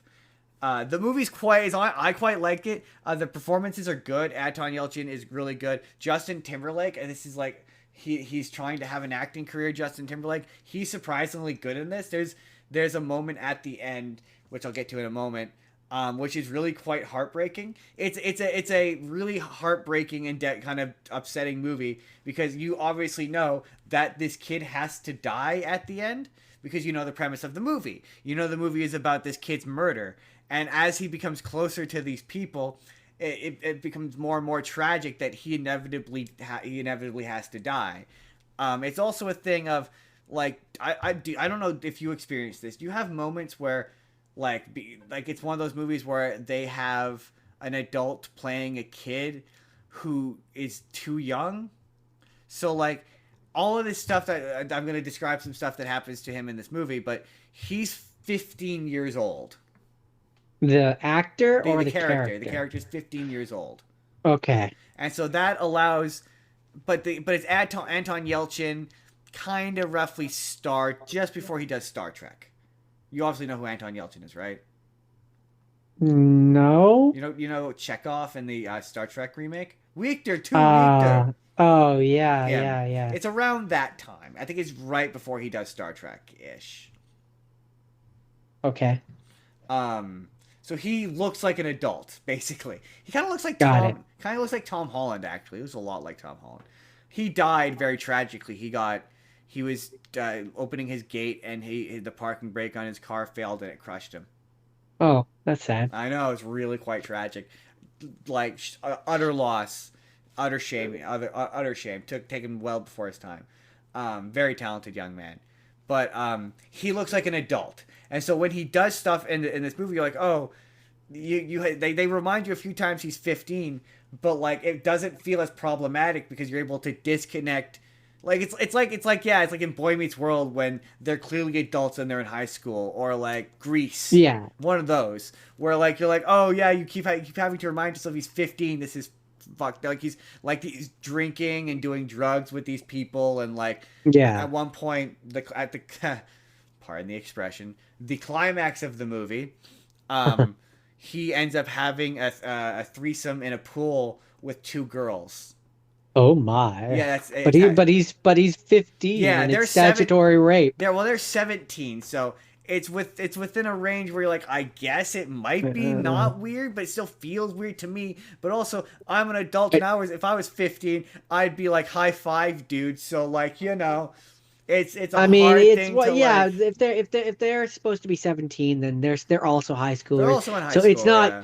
it's not necessarily weird that they're doing it. It's just in this instant what It makes it makes me weird and feel weird. what makes your brain feel icky is the fact that you are essentially watching a voyeur, like you're a voyeur watching high schoolers Minors have sex. Yes, doing, yeah. that's an excellent way to put it. Yes, that's what it is. Yes, it's like I'm watching minors do it, and that makes me feel weird, even though they probably weren't. It's Amanda Seyfried. This movie came out 2008. No, but the intention is But the that they intention is for are. it's a minor losing his virginity. Yes, it's weird. It feels And weird. you're the creepy 35 Yeah, year old exactly. weirdo who's watching it from And the corner. the scene is played as being, I don't want to say, saying erotic makes me feel icky, but that's the way it's portrayed. Intimate. Intimate. Thank you. That's a much less creepy way of putting it. Thank you. If the scene is intimate, so it's weird. It's weird because like, ooh, he's 15.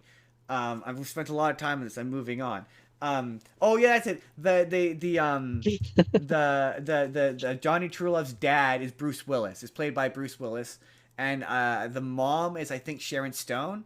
They're in this. They're hamming it up. For some reason, the movie has this. It makes it extra weird that it's based on a true story too. So Yeah. the not to go back to it, but yeah, those are real people, Yeah, presumably. yeah, presumably, So yeah, exactly. But the makes it movie even has more this weird. weird framing device where it's framed as though all of the scenes with the characters are like reenactments because periodically it'll cut back to characters being interviewed as if they're being interviewed for like a documentary, but they're fictional. It's very strange. Like the opening is um um Bruce Willis being interviewed by these people about where his son is, basically, and the movie is essentially like the talking heads of a documentary telling the story while also the fictional parts of the story happen. It's very strange, but anyway they kidnap the kid, and the kid is hanging out with Justin Timberlake and all of his friends. One of his friends is the guy from The Girl Next Door, with like emo hair. It's really funny. And they're hanging out with him, whatever, and they're becoming close, and they're whatever, and the Anton Yelchin is basically having conflict with his mom, who won't stop treating him like a kid, and so he wants to act like an adult and whatever, and so Johnny goes to a lawyer and it's like, oh yeah, you've kidnapped this kid, you like the entire concept is once they get the money back from Anton Yelchin's brother, they'll let him go, basically, and they'll like take him home, let him go, all cool. And they go, yeah, he goes to a lawyer, and who says that if they take the kid back, the kid's gonna run to the police and they'll go to prison for life. Basically, you're gonna get life in prison. And I'm like, I don't think you will get life in prison, like for like aggravated kidnapping, and the kid, it's not really a kidnapping because he's been very consensual in all of this, and he went with you willingly for a lot of this, so it's really like you can make the argument you're just hanging out with him like a friend, so it's not really a kidnapping if you were to argue this in court. So like you might get like a couple years or a year maybe, but you're not getting life in prison, not for a kidnapping where the victim walks away alive and unharmed and happy. in his case, Probably. he walked away pretty happy. I don't know well enough to make empirical statements, but probably. You're Probably, probably yeah, correct. exactly. I can't say for sure, but with my limited, and also it's American, their legal system's different. But very basically, like I don't think he's gonna get life in prison anyway. Like, you could get like The 5, 10, the but entire movie, there's a character called Elvis who out basically at 3 with good behavior, you right. know. He owes Johnny Truelove a lot of money, and he's been kissing his ass the whole movie, and so Johnny Truelove goes to him and is like, "Yeah, we need to take care of the kid." And he's like, "Are you sure?" He's like, "Yeah, we need to nix the kid." And so they're all That got convinced. dark. Well, yeah. They're all convinced that they're just gonna take the kid home at the end of this. And the entire movie, like at one point, he offers Justin Timberlake a bunch of money to take care of the kid. And Justin Timberlake's like, "No, I'm not gonna do that." He's like, "Obviously, I'm joking." And so yeah, he convinced this sycophant guy to do it, and he takes Justin Timberlake out there, out to the middle of the desert or whatever, and he's like, "I'm not helping you dig a grave, dude. Like I'm not doing this. Like we're not doing this. We're not digging doing my this." own grave. No. And so then he takes one of the Justin Timberlake's friends out there, and he's like, "I need you to help me do this thing." And he's like, "What are we doing? Like digging a hole out in the middle of the desert?" Then they go back, and Anton Yelchin is like drunk and high or whatever after partying, and in post-coital whatever after partying all night, and he's drunkenly like, "Oh man, I'm gonna be so much nicer to my mom, and I'm gonna change my whole life. I'm gonna pick up a skill. Like this has changed my entire outlook on life." And like Justin Timberlake has like become really, really close to him, like really, really close to him. And yeah, they take him out to the desert. And he's like, what's going on? And he starts to get wise. He starts to panic. And yeah, it's legit upsetting. Like he starts begging for his life, and like they walk him up to this grave that they've dug for him. And Justin Timberlake's like crying, like, "Oh, don't worry, dude. You know I'd never hurt you." They like duct tape its mouth. And Anton Yelchin's performance is phenomenal. Like he's so good in this scene of like just the utter terror of this moment. And for some reason, when Johnny Truelove was like, "You need to go take care of the kid," he gives Elvis an Uzi. You know, Like Elvis, like, no, the character's name is Elvis, but okay, he gives sorry, him instead of giving him a pistol, something discreet, he gives him an Uzi, a Aren't machine Uzis gun. like this by They're like like this? that Like Uzi they're is like it's like about this big. It's like a decent sized gun, but it's like a little machine it's not gun. it's not subtle is the No, so he point. shoots the kid and he goes. And so everyone here, like, there's two, like, as the movie goes through, like, every once in a while, it pops up with text being like witness one and witness two, and the last two witnesses are hikers that definitely heard the Uzi, and the Bruce Willis takes finds Johnny Truelove, and it's like, you gotta call this off. You're a moron. And he Uzis the kid, and then the cops immediately arrest them because they're the dumbest criminals alive. Like, the entire time they're driving this kid to be executed, he's like, yeah, I'm not gonna say anything. I'm not gonna rat you out. And no, he wouldn't have, because from his perspective, this was a dope weekend that ended in a threesome with two women. Like, why would he complain about this? It's the greatest weekend a teenager could ever have. Things Like, were going very, you very well yeah, for things were him. going very well for him. You didn't need to do this. Like, you didn't need to do this. Like, what are you doing? And then, yeah, all of the surrounding people. And then, ironically, the character that Justin Timberlake is based on, it does the little text at the end of what happened to everybody. And it's like, yeah, he went to prison for life. So the whole reason he gets convinced into going through with this is because he didn't want to go to prison for life. And he ironically went to prison for life. If they just let him go, they all would have been fine. Dumb. I really enjoy this movie. This is one that I will fully concede. Again, I always talk about this period of my life, but I used to work at the movie theater, and there's a lot of movies I only watched because there were boobs in it. And I'm not gonna lie, I walked in on this movie and there were boobs in it, and I was 17. Get off my back. And I was like, I need to watch the rest of this movie, and then I did, and I have always So enjoyed this movie. so was this the craziest one? You would think it would be. You think it would. There's a moment at the end. There's several really. It's also like it legit upsetting ending, like legit. But it's also funny. There's a lot of really funny lines. There's a funny bit after they kill the kid where Johnny's on the run and he's dyed his hair blonde, and this movie has Olivia Munn in it. Is the girl? It's his girlfriend. Olivia Munn is you know that movie where what's his face, Ryan Reynolds and Jason Bateman swap bodies. Oh yeah, You yeah, know the yeah. coworker that he's into. Yes. That her. I'm pretty sure that's Olivia Munn. I'm pretty sure that's her. I'm pretty sure it's her. She's in Okay. this. She's in this as Johnny Truelove's girlfriend. And there's a bit where they're on the run and they're bored in a hotel room. She's like, "You want to do it?" He's like, "Yeah, sure." And they go to do it, and the ungrossed version of this is he is unable to do it, and and Got she it. starts yelling at him for it, and he goes, "Suck my dick," and she goes, "I already tried that, it didn't work." I'm like, solid comeback. But there's some legit funny jokes in this movie. Like I enjoyed it. I was like, I hate to say I had a good time, but I do quite like this movie. But yeah, the big surprise of this is Justin Timberlake. Solid performance. No, not the weirdest movie I saw this week, but solid guess. I can see why you would think it would be. Okay. Any final thoughts? That's it. That's Alpha Dog. Okay. My next one is called Number 24. Uh, Any relation to the number 23? no. Were you expecting Not me to ask not that? no. Really? Um I would have. so this is a Norwegian movie, uh Oh. which was in English, or at least it spoke in English. And if it was dubbed at all, I couldn't tell.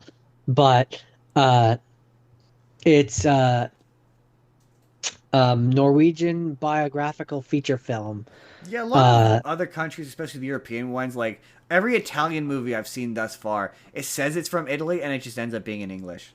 I think it's because they just um, know that more people are going to watch it if it's in English. yeah, I think also for some of the countries, English is their second language. That's not incorrect. But so okay, before I get into the actual movie, um, I'm not afraid to admit that there are times where I find myself ignorant about certain things or unknowledgeable about certain things. So this movie really kind of made me aware I never really thought about or realized just how far Nazi Germany's reach ended up being. Yeah, yeah, yeah, yeah. Um, I've had similar experiences of that in regards to like, man, I think I said the same thing of Italian fascism, where I'm like, man, this it all looks the same when you get down to it. yeah, yeah. So this movie, it really focuses on, and this is where I say I was unaware. I never realized Nazi Germany reached as far as Norway.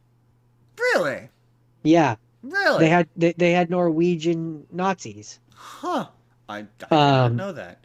Jake is watching this video screaming, going, "Yeah, obviously," but no, I didn't know that. Um, and so this movie is about the Norwegian resistance fighter. I'm gonna butcher the name. Uh, Gunnar Sonsteby. Oh, that was And brave. I would not have gone for that. the O is the O with the line through it. So I No don't know clue. if I That got that right. But the movie follows like the campaign of him and the resistant fighters that he ended up with throughout World War II. And the way that the movie frames it is basically it's present day him, and he's giving like a college lecture to school students. Um, oh, that's fun. That's fun. That's a fun framing and device. so it'll cut back to him, and the students will ask questions and Oh, stuff. that's neat. I like that. That's fun. And then he continues telling the Fun is story. not the right word, but that's interesting. I like that. That's Um, clever. Entertaining, I guess is Entertaining. maybe Prevents the it from being way. boring. Yeah. Yeah. And Is this what yeah, replaced you replaced? Is this the one that you replaced Schindler's List with? yeah. Yeah. Okay. Yeah. Yeah. This sounds way And more fun. Again, it's it's not the right on word. interesting. Yeah. Yeah. Um, and it was, and I mean, again, just learning something new insofar of the fact of kind of becoming aware of how far the reach went. Um, and some of it really this movie kind of from Gonar's perspective, uh, the question of how far would you go to do the right thing, and his kind of the byline or whatever, the thing that he says in the movie is as far as you have to. Very fair. Yeah. Yeah. I mean, that's a rough part of history, man. Yeah, and this movie really emphasizes that they fought as dirty as they had to. Yeah. Um, and there's a lot of explosions, a lot of doing what resistance fighters do. Which is Uh, explosions. a lot of taking out Norwegian people in power who had betrayed their country. Um, yeah, it was a rough time, but it was again, you're right, entertaining is the wrong word, but I would say, I guess I would say Engaging. I like engaging. Yeah. Engaging. engaging feels less I inappropriate. don't see the thing is when it comes to movies about history, like I don't like being like, oh man, I get like sometimes you want an unflinching version of history, but like I just for me, if it's a little softer, it's a little more entertaining for me. It's like I get that history was harsh, but like yeah, I like it when my historical movies are a little softer, you know. Um, and so yeah, no, this originally released in Norway on October 30th, 2024, Oh, and this is fairly recent. it became available on Netflix in 2025. Oh, okay, okay, Um, fair and enough. it has an approval rating of 100% on Rotten Tomato based on 11 reviews. All right, no, pretty solid, solid. It's a solid recommend. Solid solid recommend. It's on Netflix. It's easy enough to watch if you have Netflix. And it's yeah, it definitely wasn't the worst thing that I watched this. Well, actually, for the most part, I enjoyed most of what I watched this week. Um, so okay, Enjoyed is the wrong word, but you know what enjoyed. I I was mean. never bored. Yeah. I Well, I kind of was. I was through like one I or kind of two, was but during one. Yeah, one I kind of was, but that it's we'll get to it. Jordan, is that it? that is it for that one. So for those of you, for long time viewers of the program, you'll know that we often go for our man, our former hero, childhood hero, He's still my childhood hero.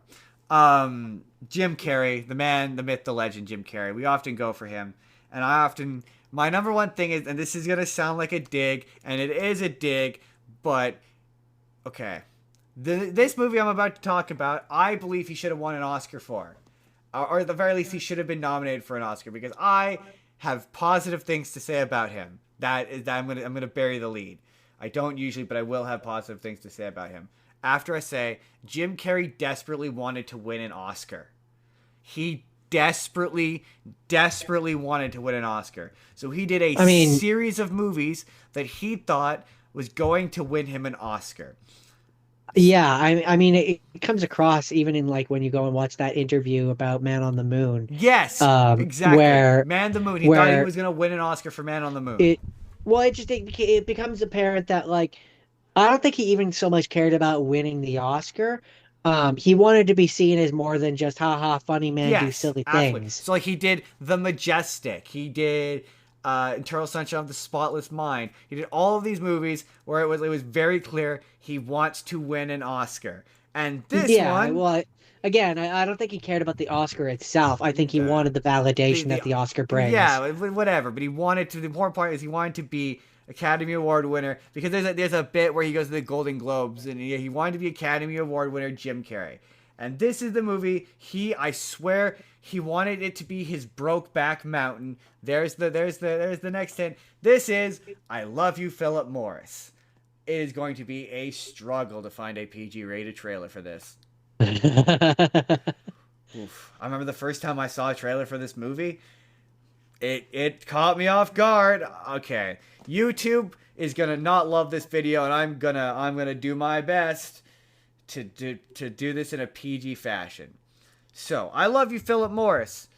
Stars Jim Carrey and Ian McGregor. It is based on a true story of a con man called, I'm gonna say Russell Stevens until I get the name. Hold on. Russell Pretty sure it's Stevens. Russell Stevens. Just give me a second. I had it pulled up, and then I googled Alpha Dog. Stephen Russell. Jim Carrey plays a man called Stephen Russell, who is a famous con man, and Jim Carrey is just up top, really good in this movie. Like really good. Like to the point that like he more than anything blends into this role. Like, he becomes Stephen Russell. Like, it hits a point where you forget he's Jim Carrey. At least I did. And that is the hallmark of a good performance. But the big thing with Stephen Russell is... So the story starts off with he is a Bible Christian man who gets married in a heterosexual relationship with Leslie Mann. And they have a kid. And whilst on the way home, he gets in a car crash. And he accepts the fact that he is a very gay man. A flamboyantly gay man. A unbelievably gay man. And so, me praising this movie endlessly comes with the asterisk that there is a great deal of graphic gay sex in this movie. Just like, if you don't feel comfortable with the notion of watching Jim Carrey participate in graphic gay sex, this is not going to be the movie for you. I'm gonna pass. However, there's only one scene that's really particularly graphic. It does go on for a while. There's a couple other scenes where it's more implied. There's some kissing between Ian McGregor and Jim Carrey. But yeah, it does get kind of where I was like, oh man, I'm not... Like this, this felt like he was going for his Brokeback Mountain. He was like, because of my knowledge, Brokeback Mountain is not overly graphic, but this was like, yeah, man, you're like, whoa, I never gonna look at him the same way. But it is an undeniably funny movie. Like, it is really funny. Like, you could fast forward through that bit, it's fine. But there's a lot of really funny rug pulls, like so many funny rug pulls. Like, there's a bit. So okay, so the story of this is he realizes his that when he gets in his car crash, he has this epiphany and realizes that he's going to live his life to the absolute fullest and be the person he is, which is a gay man. And he discovers that the only way or that being a gay man, the way he wants to be a gay man, is very expensive. And so he becomes a con artist, a very good con artist.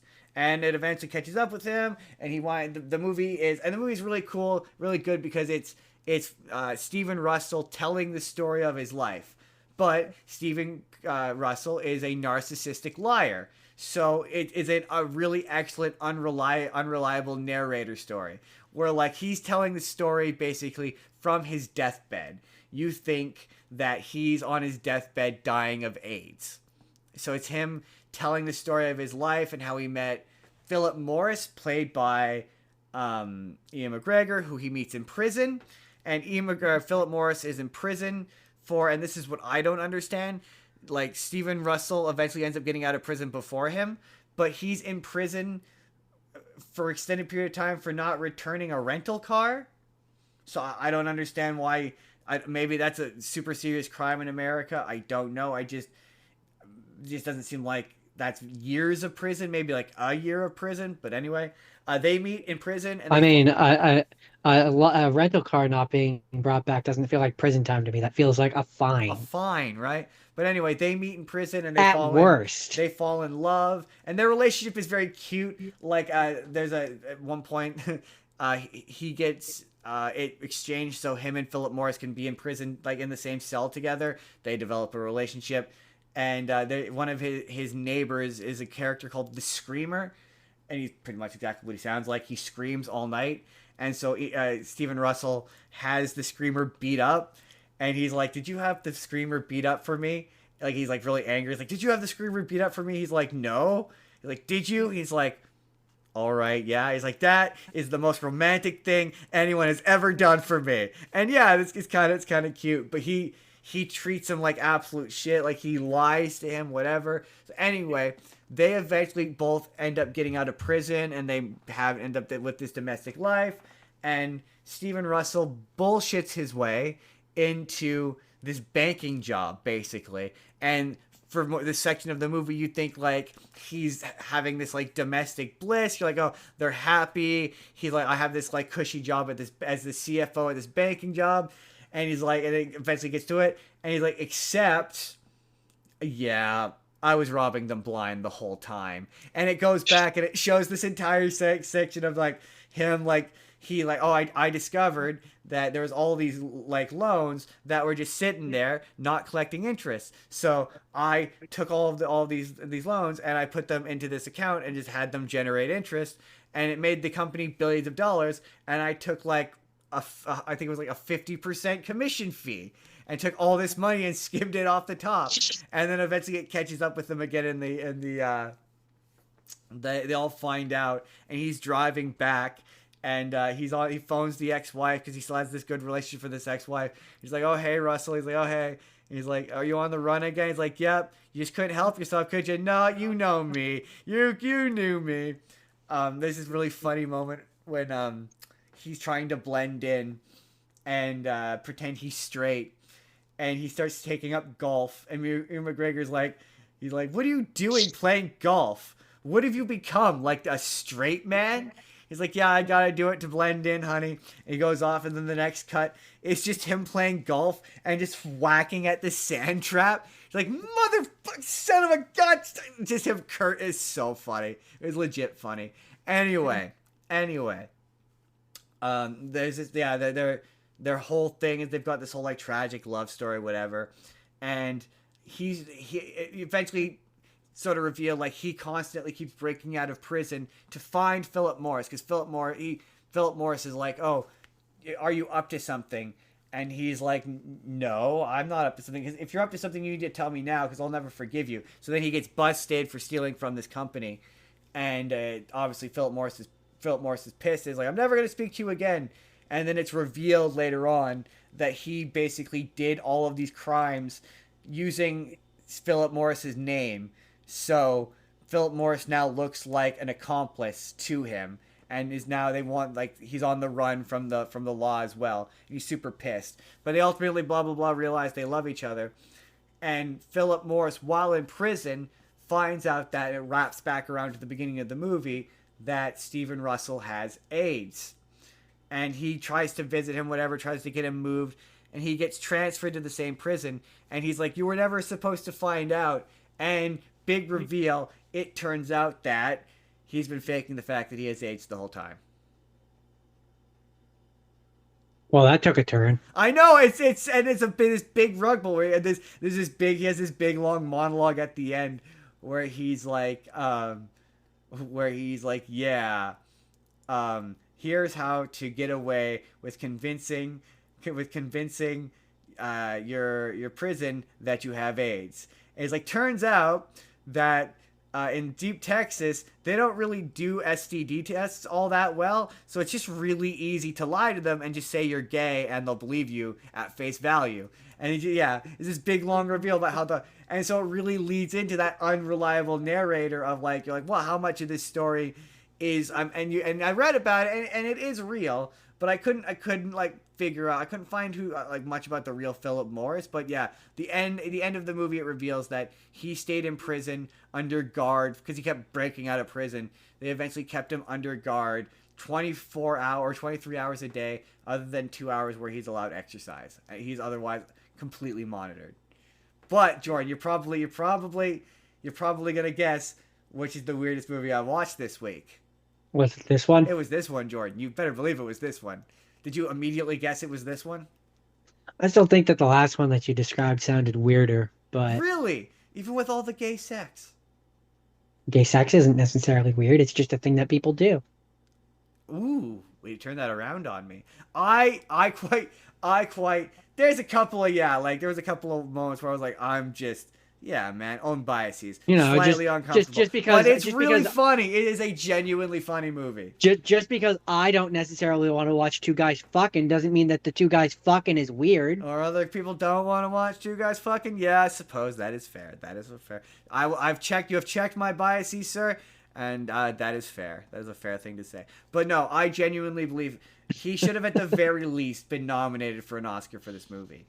Not just because of the gay sex, but because it's a genuinely good movie. I thoroughly enjoyed it. It's really funny. It's really touching. His performance is really good, and he really does become the character. Like, there was a moment where he just, for me, when I was watching it, where he just stopped being Jim Carrey.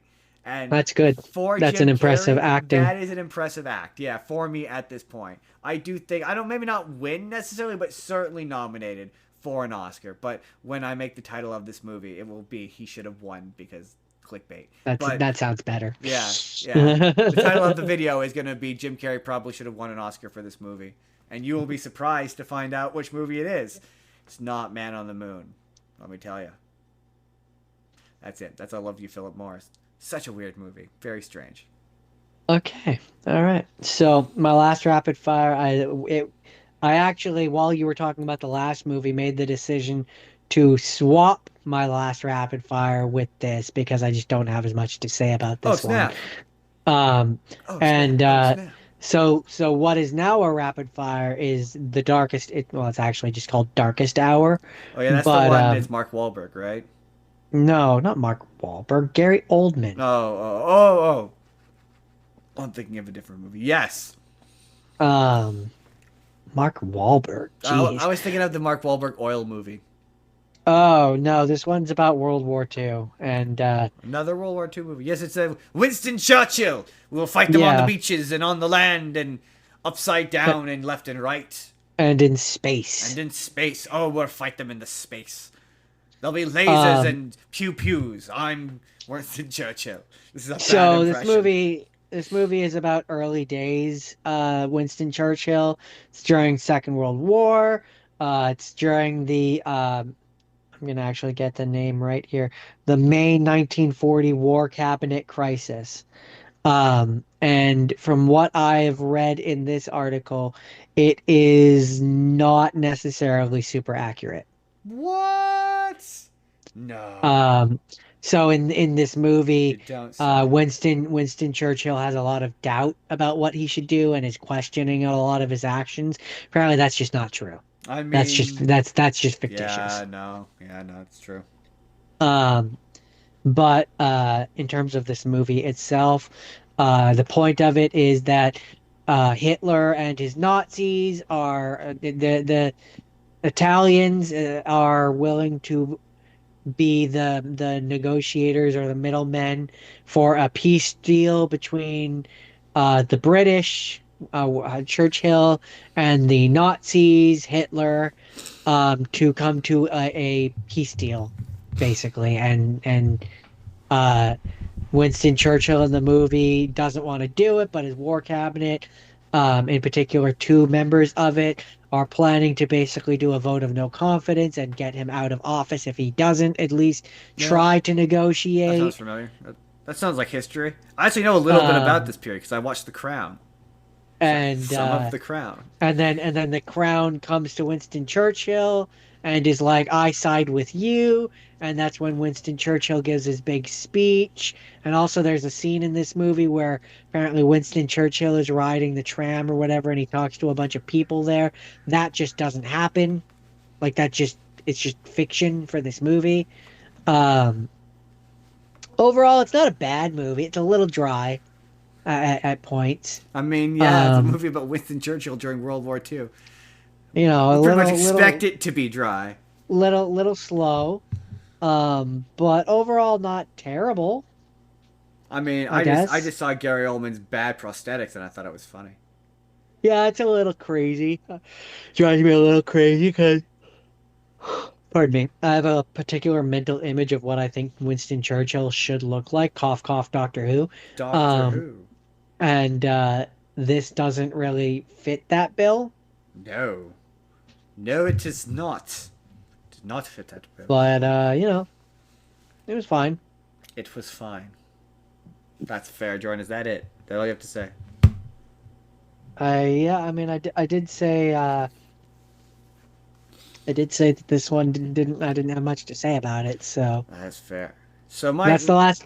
That's the last rapid fire. my last rapid fire gets a little less weird. It's a little less weird. Now here's the thing, Jordan. This kind of was the point in the week where I went. I kind of feel like I need to separate, especially when these are biopics, the characters in the movie and the real person that it's based on. Because like the person in this movie, this is Notorious, a biopic about the rapper, the Notorious B.I.G., Biggie Smalls, uh, Big Papa. I can't remember his I can't remember if I've missed a name in there. Notorious Biggie Smalls. Biggie B.I.G. Smalls. Biggie Smalls. Biggie Smalls, the Notorious B.I.G. It is a movie about his life, him growing up on the street as a gangster, and how he became a famous rapper and musician, and the West Coast, East Coast rap rivalry, and the assassination of Tupac, and the eventual assassination of Biggie Smalls himself. And I don't know a ton about West Coast versus East Coast rap rivalry, but like this movie is about his life, and this is another one of those movies where it's like being rich turns you into an asshole because he just kind of comes across like an asshole. He cheats on his wife constantly. Like he cheats on his he has a girlfriend whom he cheats on, and then he cheats on the girl he's cheating on his girlfriend with, who he has a daughter with another girl who he eventually gets married to and has another kid. And within the context of this movie, I'm not a big fan of his style of rap music, so I'm sure I'm definitely wrong. But I just was like, I don't get it.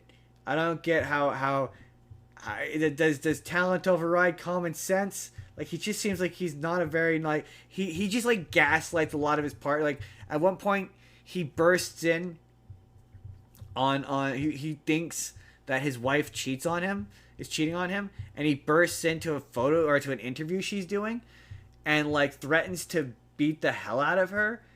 And like I'm just like, and then I think she goes back to him, but yeah, he threatens a lot of women who inevitably go back to him because he just acts charming. And I'm like, red flag city, man, red flag city. But I'm obviously not going to be like the real life guy was like this. This is a movie. He's a character in a movie. Yeah.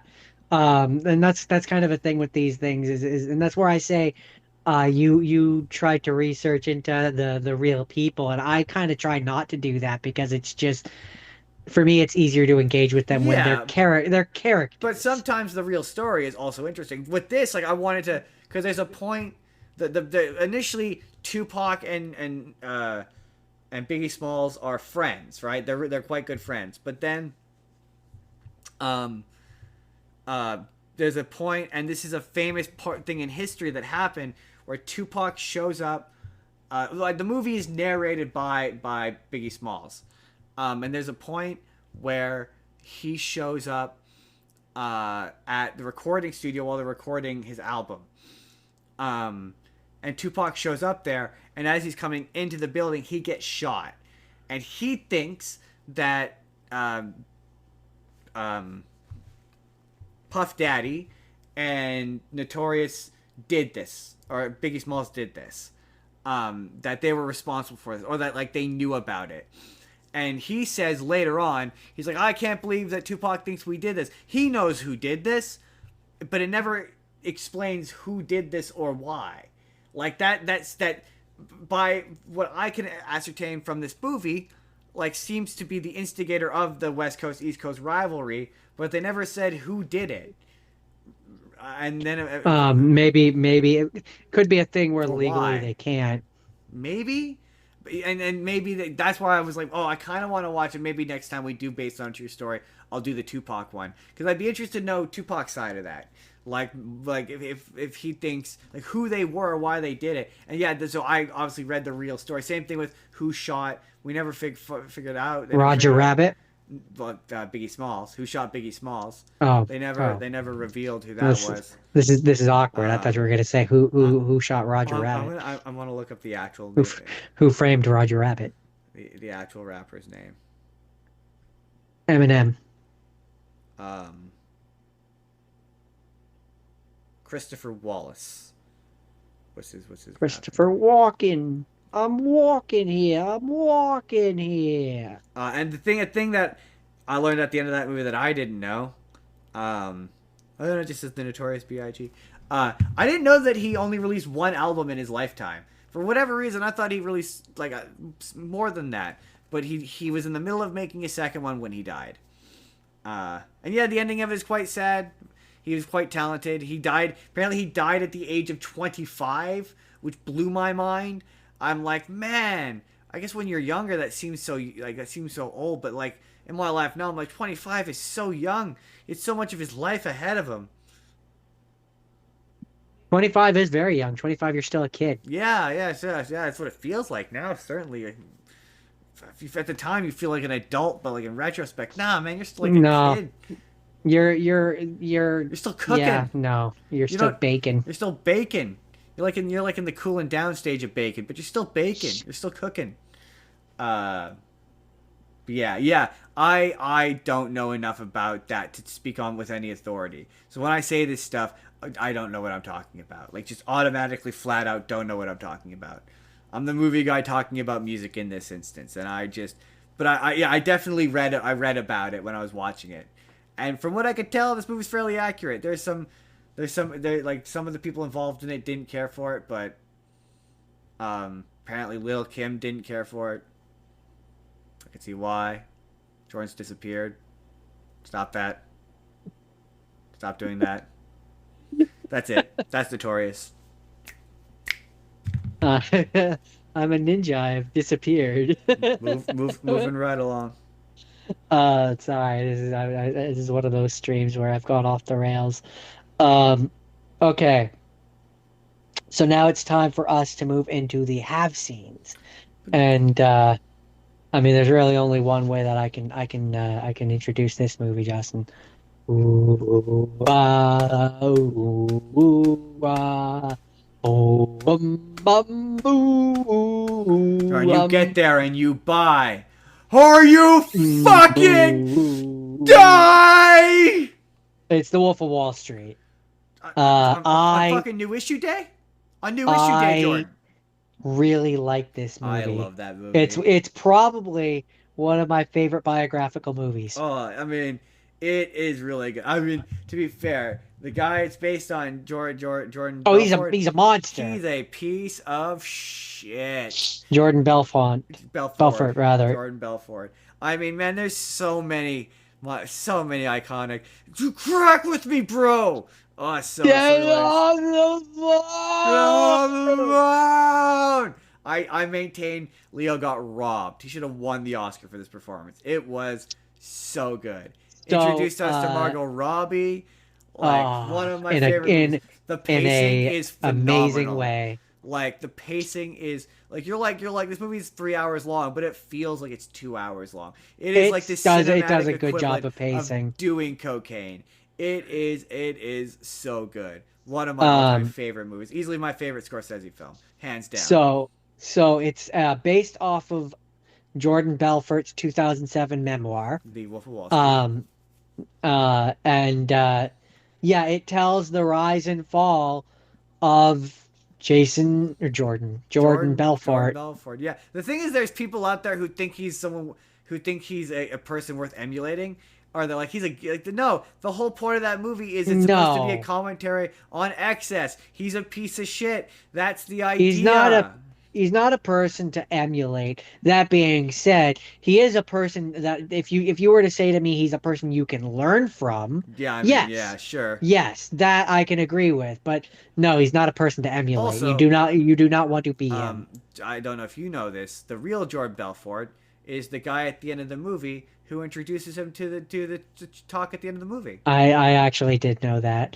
That's the real And guy. so they have a link to the real person that Jonah Hill plays, and I quickly clicked on it. Does not look anything like Jonah Hill. Well, Uh, he is Jonah Hill's character is an amalgamation of more than one person.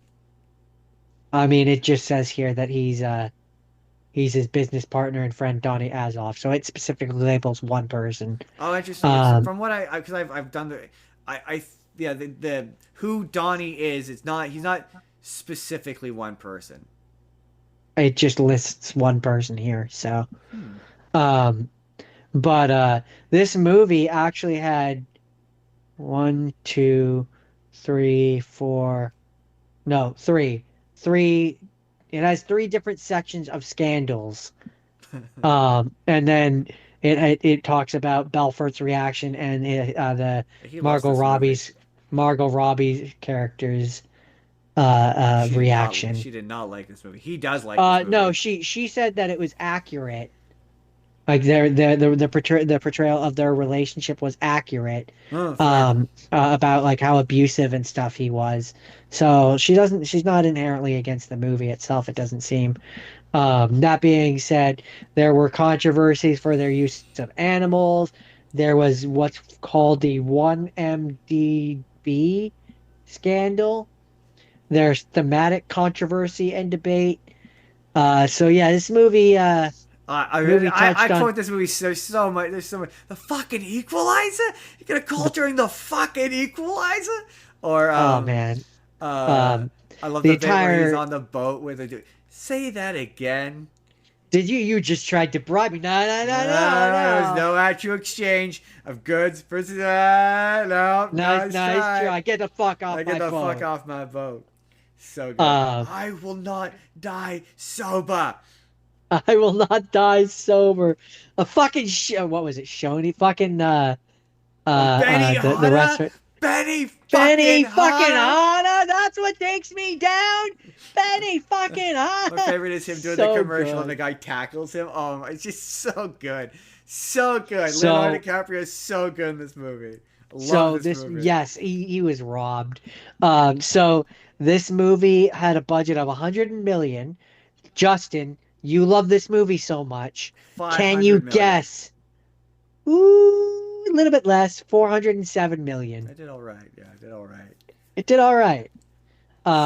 Considering the type of movie it is, I would say that it did quite well. It did quite well. Uh, is there anything else that I can tell you about this that you don't already know? Something about top 10 lists. Get off the phone. Jordan, is that it? No, that's it. That's it for Wolf of Wall Street. It's a really good movie. Oh, It's really right. solid. And there's, I mean, if even 10% of what they say happened in this movie did actually happen, they got up to some Jordan, insane according to shit. Jordan Belfort, it is, but I don't know.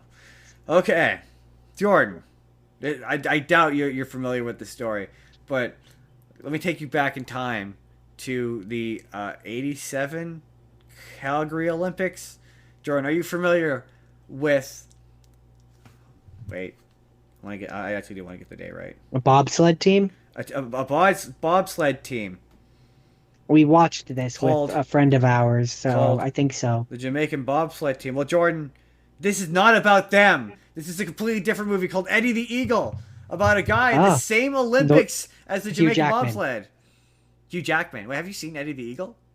I think this was another one we also watched I with our remember. friend. I don't think I remember watching this by myself.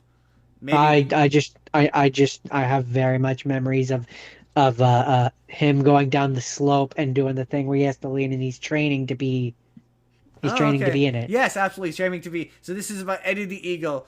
Yeah, the life and times of Eddie the I think we Eagle. watched this in theaters. No, I don't think so. I I think so. I cannot see a reason as to why. I definitely remember watching it at home for the first Because time. I don't want to name our friend, but I'm pretty sure this was like a one that our friend wanted to watch because he knew who Eddie the No, Eagle yeah, no, was. I definitely didn't watch it in theaters. Very, but anyway, Maybe not in theaters, but I mean at home. that I cannot All say. right. All I But know is that I've seen it. So yeah, yeah, it's Hugh Jackman, it's Taron Egerton, and it's about the downhill ski jumper, Eddie Edwards, Eddie the Eagle, at the I want to say 87. Hold on, this is now going to bother me.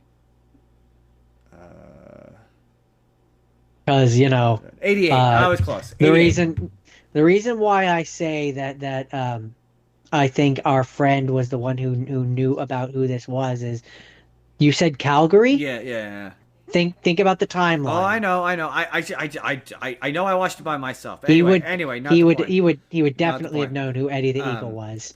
this is about the downhill ski jumper Eddie the Eagle, who participated in the 1988 Calgary Olympics, and this is about the events that led him to the Calgary Olympics. Now, I could not find any information on the character that Hugh Jackman plays, so as near as I could tell, he is fictional.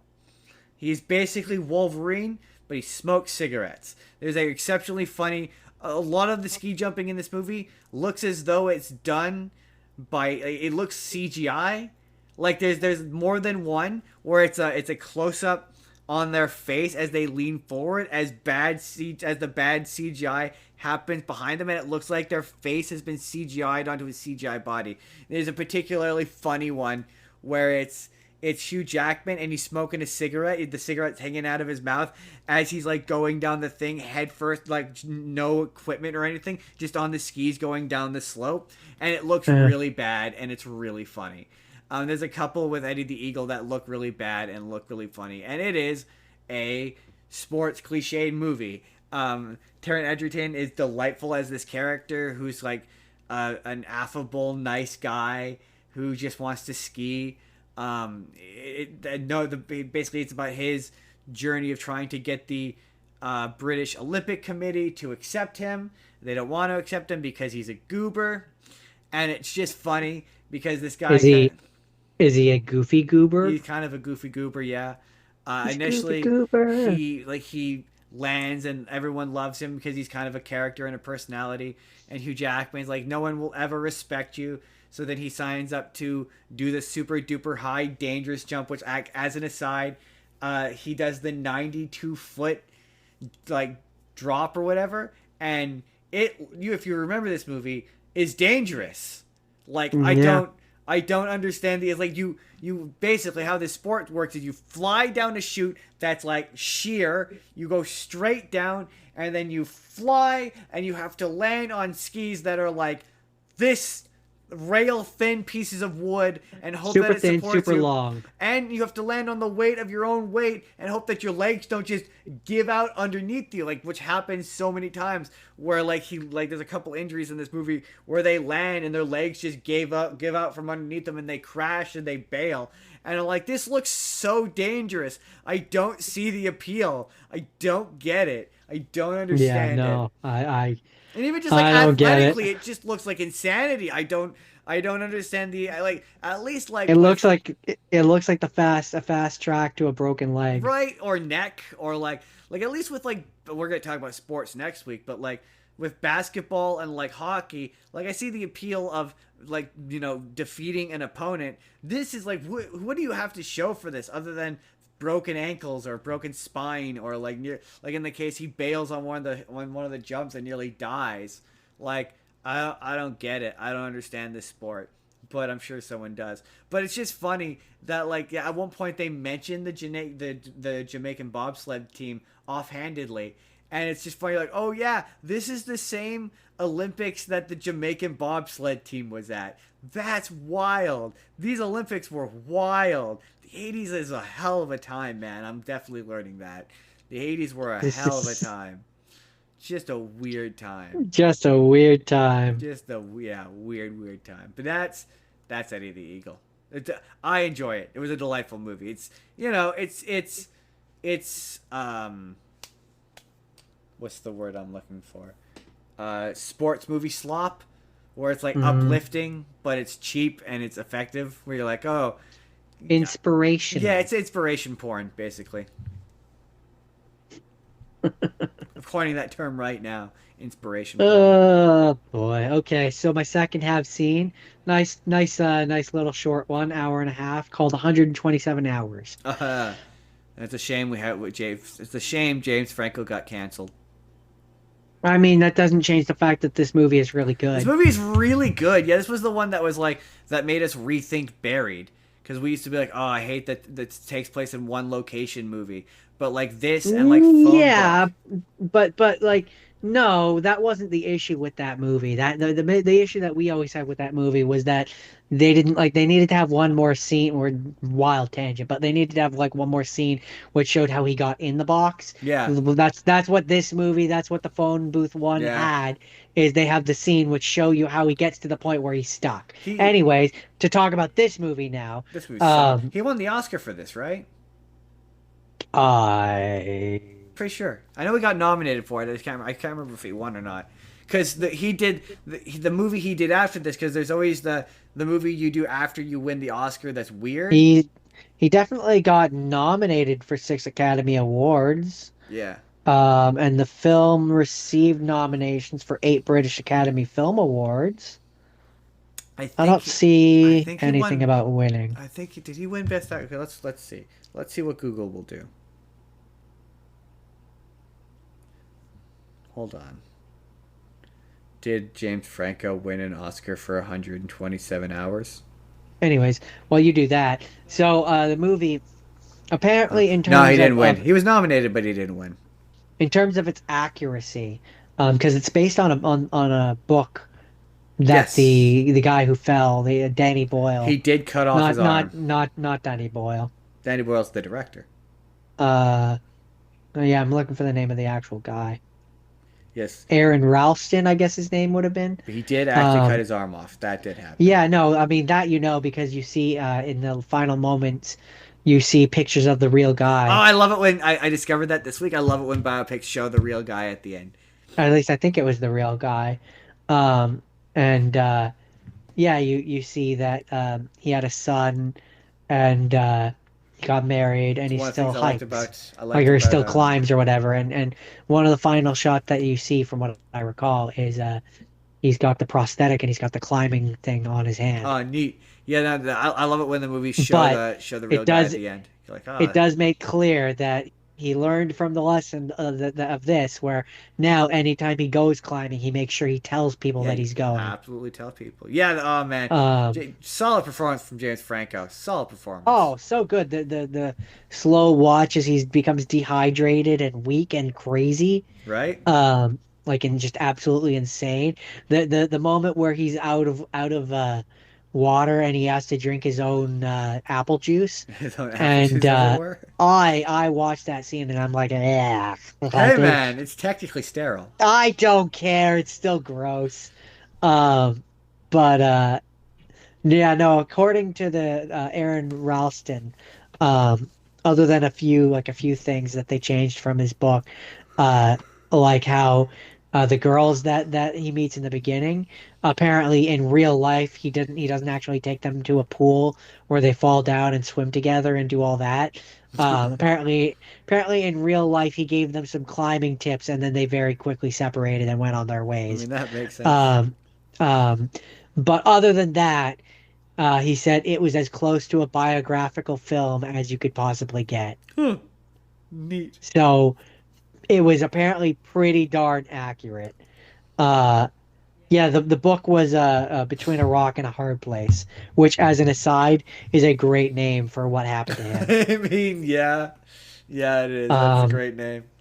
I also never noticed until I'm looking at it right in this moment that the poster for 127 hours is an hourglass. I I'll never show it to noticed you. that.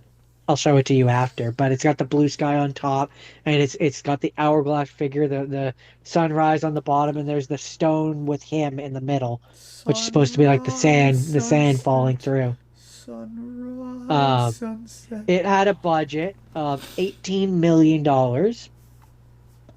Can you guess its box office? 25, no, $40 million. It was more than that. It was 60.7 million. Oh, that was close.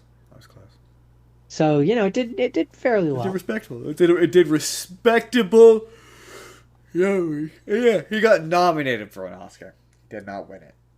And that is the nice short, like hour and a half, 127 hours. It's That definitely worth a watch if you haven't watched it. is the news. That's my last half scene. So my next one, this one, I have a history with this movie. So this is Changeling, directed by Clint Eastwood, starring Angelina Jolie.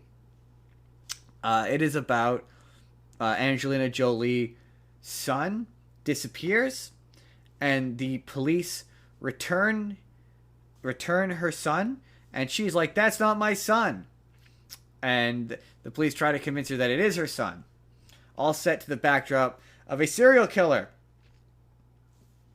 And we'll get into more detail in a moment. But my history with this movie is I've only seen it because I worked at the movie theaters, and this was empty one day. There's no one in it, and it was in the biggest theater we had, this massive theater, and I was the only one in it. And I sat there with my radio on and my little bag of popcorn, and I watched this entire movie. This movie is quite good. Angelina Jolie is quite good in it. It also is about the Gordon Northcott chicken wine coop murders, where he would kidnap boys and kill them. And they cut this part out, but also do other bad things to them. And while for I'm not sure for what reason, but he is discovered when his nephew is being deported back to Canada. And the nephew confesses to helping him kidnap and kill these boys. In the meantime, Angelina Jolie's son has disappeared, and the police have returned a boy to him that she says is not her son. He is taller or shorter than her son. Her son was 25 inches, either shorter or taller. But there's a 25 whatever, yeah, I think it was inch height difference. And the new kid is uncircumcised, and her son was circumcised. And Yeah, you can't unring that I bell. can't unring that bell. And so she goes to the police and is like, "This is not my son." And he's like, "No, it is your son." He's like, "You're wasting your time trying to convince me that this is my son when I'm telling you it's not. I'll take care of him, whatever. But you need to continue looking for my son." And they get into this conflict with her, and they inevitably toss her in the loony bin, and try to gaslight her through what is essentially medical torture, into recanting and saying that this is her son when it is not. And all I could think about was like, wow, man, we sure fucked up a ton before we had DNA evidence, because this would never happen today, because you just be like, just get a DNA test. I mean, yeah, Boom, but ba, that's kind of bang. that's kind of the point. That's why that was such a revolutionary thing when Right? we were able Right? to finally do that. Right? Um, and yeah, it's just a lot of like, this movie takes place in 1928, and man, we wouldn't have these problems nowadays. Um, and yeah, there's a really solid scene at the end. There's a bit at the end where they're taking the guy who killed the Northcott. They're gonna execute him, and like he has this big, like, at the end of his life he wants to confess so he can get right with God, so he doesn't go to hell. And she's like, I hope you go to hell. You're gonna go to hell. And he starts to freak out, like, somebody say a prayer for me. And it's just this like awkward silence as he like freaks out as they try to rush him to be hanged. And they do the full procedure of him being executed, and it is upsetting.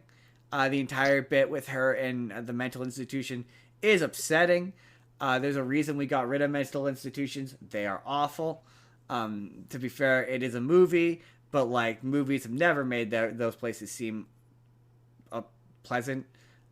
I mean, I don't think that mental hospitals are done away with entirely. They Like, still mental exist. mental institutions like that they don't exist anymore. Not in that form.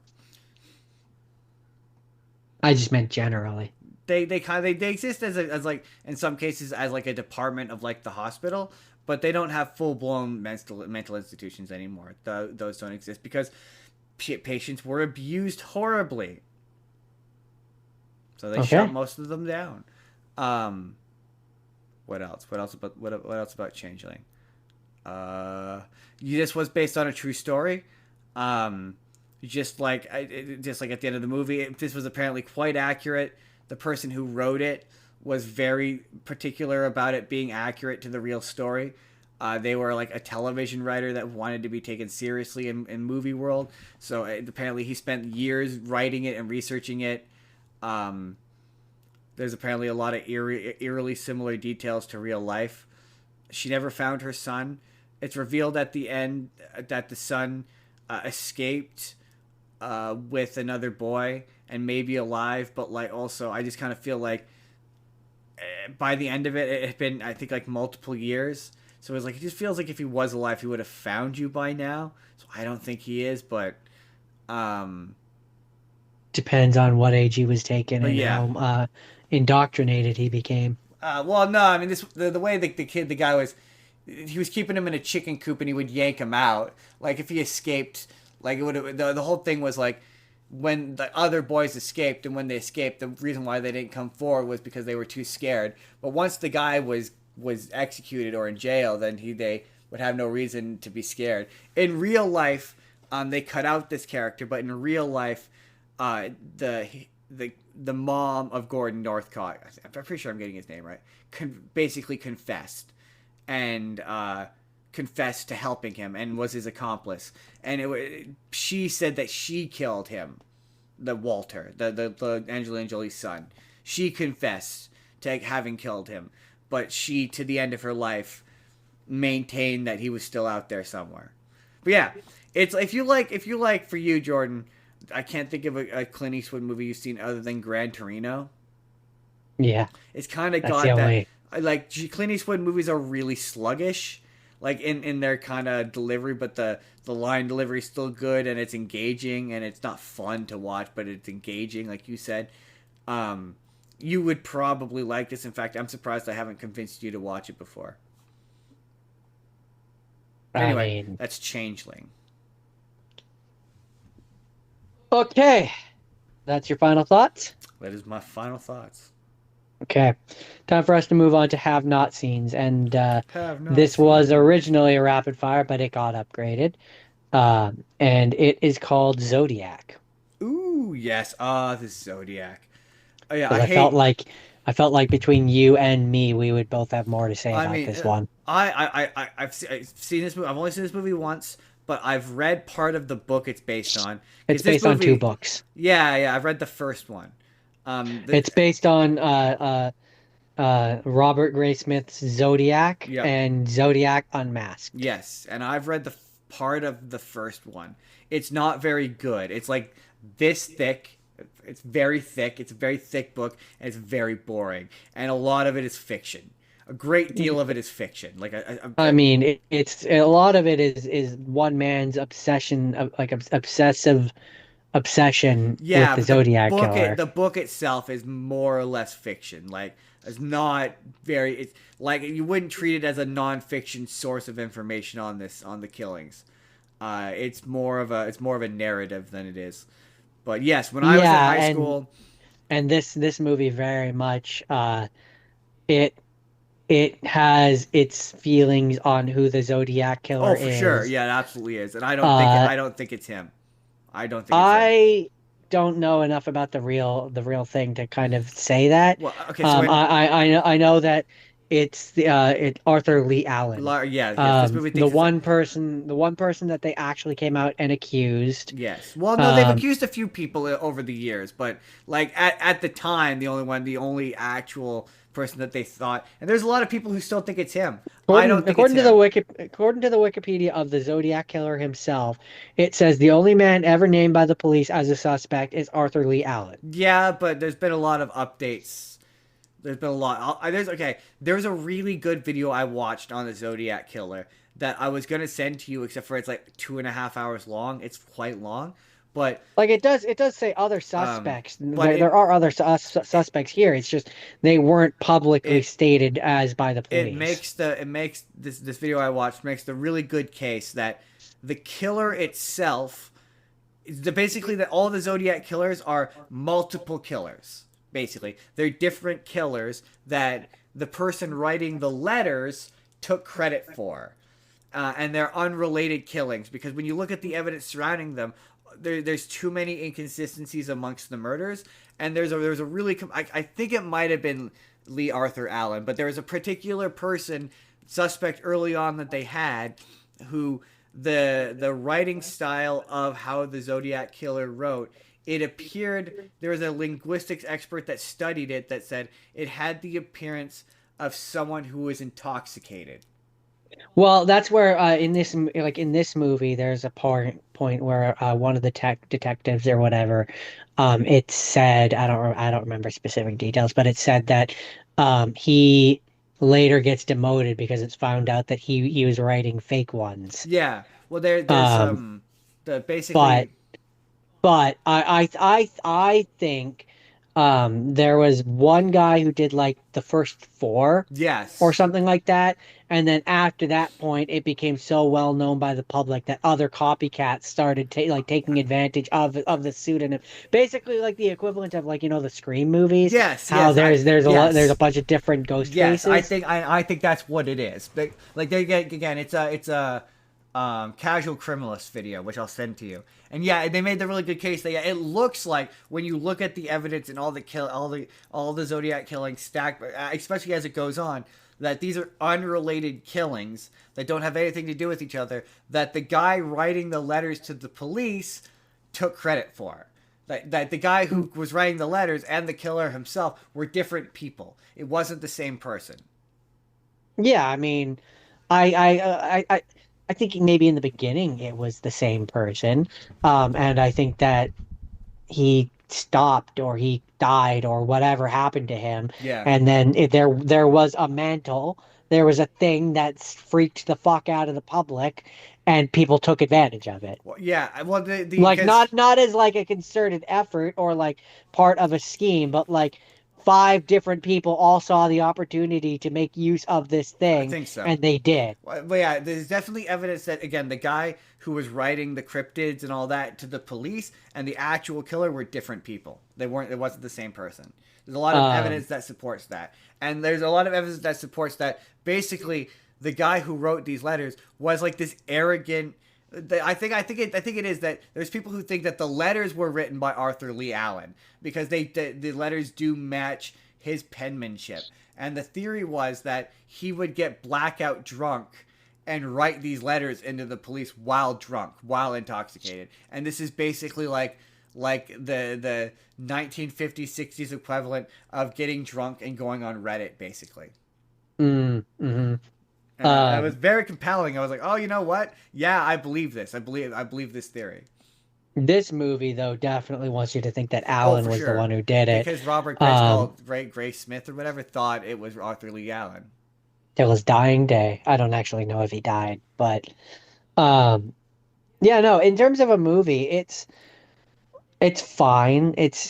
I It's remember the it being only unsatisfying. That's the one thing I remember about it. well, only insofar of the fact that they never get their man, Yeah. right? It's a So, like It's a David in Fincher movie, terms of right? an investigation movie where like you want to see the good guys win, Yeah. like there's a blurb at the end which is like the Alan died before they could do anything about it, and it's like This is directed by David Fincher, right? yeah. Yeah, so like it's a David Fincher movie. You're expecting there to be the Social Network is kind of the same way, where it's just kind of anticlimactic because it's like, yeah, no, nothing really happened at the end. You're expecting a So big payoff, and there just isn't one. not really anyway. I mean, again, there is insofar of the fact of they're like, yeah, no, in terms of the narrative of this movie, they're like, he did it. Like he Yeah, did it. We just don't have it. It's circumstantial evidence, and we but there's can't so much charge evidence him. that But disproves no, that it's I'm just him. saying, I'm saying just in terms of the I don't structure know. of this movie. We can't make it stick, but we know it's him. But no, We know it's him, but we can't make it stick. yeah, But we know it's him. yeah. And so like I guess in But that's that way also unsatisfying because that's supposed to be the resolution. But But yeah, no, it's yeah. a David Fincher movie. You're expecting a resolution, and there just isn't one. And it's also too long. That's another thing I remember about this movie. It's too long. Yeah. Yeah, a little bit. It could there's some corners that they could have cut. It had a budget of 60. It's okay, so it gives a range, 65 to Oh, 85 that's million. some Hollywood accounting right there. And the box office. Justin, do you want to guess? I don't think this did very well. I'm gonna guess 100 million. You would be wrong, sir, because it was 84.7 million. It lost money. Yeah, big old bomb. It did not do good. Is there any other interesting things I can tell you? Is there? No, not really. No, No, not really. no. Zodiac Killer, one of the most famous Yeah, mystery I did a murders of project on all him in high time. school, and I've been utterly fascinated by him ever since. Because yeah, he is a movie supervillain, like Jigsaw, like slasher character brought to life. Ghostface brought to life. Ghostface, Yeah. yeah, brought to life. Like he is fascinating. I've always been fascinated by him, and the fact that they've never figured out who he is, and every other week there's like a YouTube or TikTok where it's like we finally know who it is, and they never do, and there's never any new information about him. Like I don't think we're ever gonna until someone I finds like think a it's gonna be one of those unsolved forever ones. until someone make a time machine that you can go back and observe history and not get hurt. Yeah, yeah, yeah. But Um, yeah, that's Zodiac. until that happens. Um, We'll just, until until that happens, we'll just have to go with this artist's interpretation of it. right. Uh, where was I? Oh yes, my first have not seen. My first have not seen. Um, okay, I'm just gonna be fully honest with you guys. I've been really into chess lately, just like really into chess. I don't know why. They put it on Duolingo. It's really fun, and so I was looking for chess movies, and the first one that came up, Knight to B5. Knight to B7. I've been learning how to play chess, and so I picked up a movie called Pawn Sacrifice, and this is about the famous. I'm gonna. Oh, sorry, I have to do this. Famous because I recognize the name because there's another movie called Searching for Bobby Fischer, but evidently in the 1980s he was a very famous chess player, and this movie is about a very famous chess tournament, and Bobby Fischer is, as this movie portrays him, autistic, and his special interest is chess. I don't know if he actually was autistic, but this movie portrays him as being mentally ill, but like he is paranoid and delusional, and he thinks like this is at the height of the Cold War. So, and the whole idea is this chess tournament is basically like being framed as like Rocky Four. It's the Soviets versus America. He has to go off and defeat the Ruskies.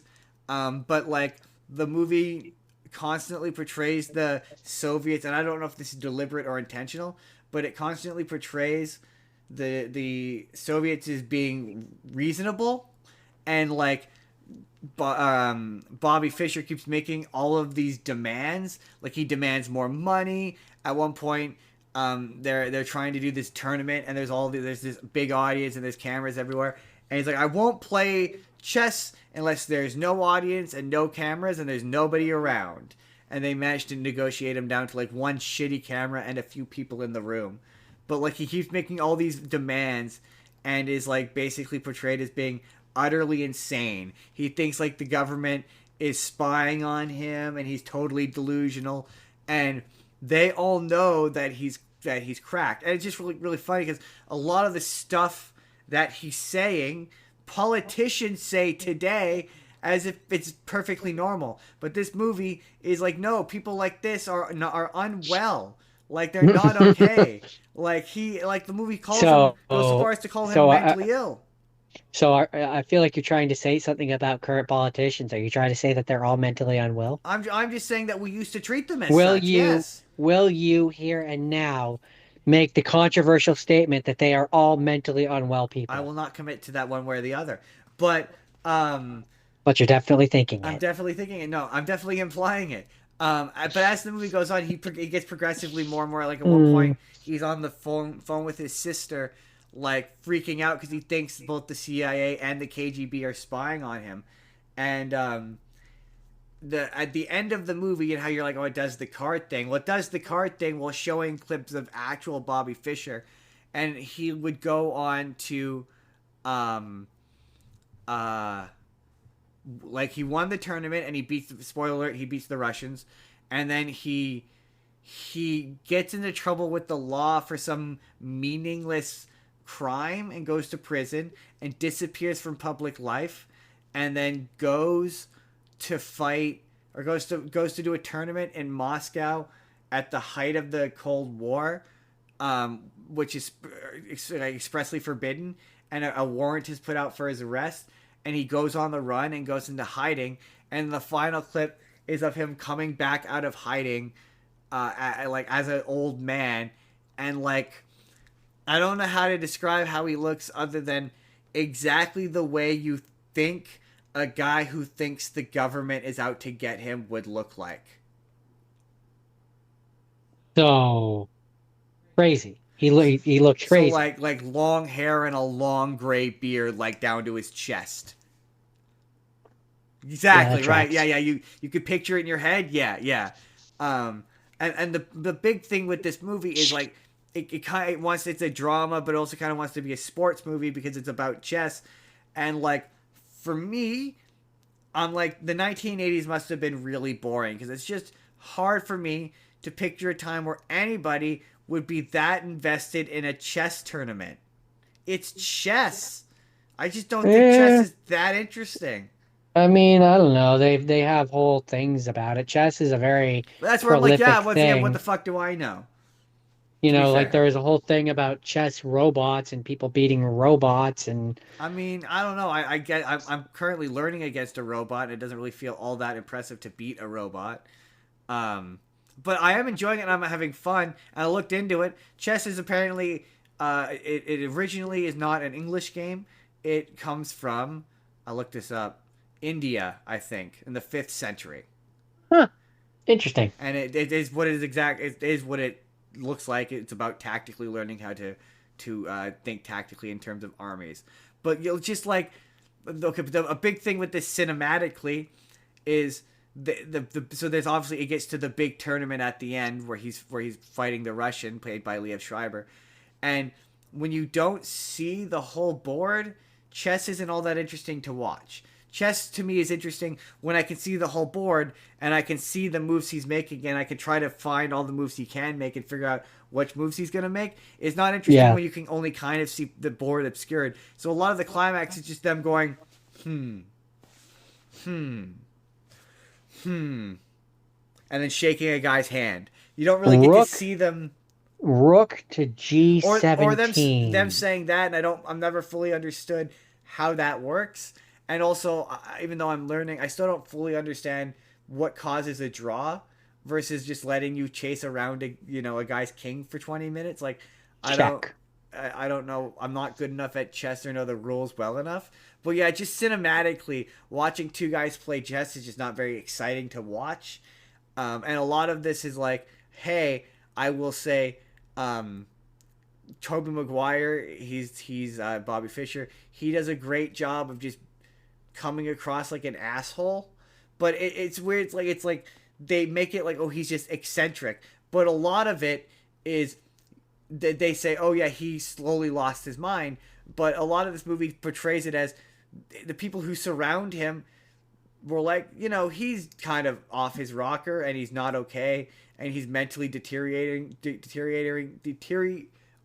Deteriorating. yeah, by the day. But like, hey, he's really good at this one game, so we're just gonna keep encouraging this behavior because he's really good at this one game. Like, it feels scummy. I don't know. It just feels unethical. We're like, you guys should have helped him. Maybe if you had helped him, he wouldn't have completely. But also, But again, Justin, it's a they did movie. help. They did help him. They helped him make them rich. Yeah, Checkmate. by I playing sunk your chess. battleship. But again, this is a movie. This is a movie, and also, yeah, it was dull. It was quite dull. I was bored by Checkmate. this. It was not. It was. I thought it was all right. Again, the performance is good. You might recognize this. There's a bit from it of Tobey Maguire freaking out where he goes, "That was today, Dimitri." That's from this movie. Oh, I understand.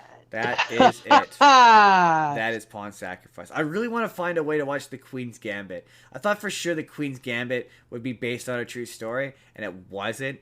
And I was like, I think I'm gonna watch it next week because everyone treated chess as like it was as though it were a sport.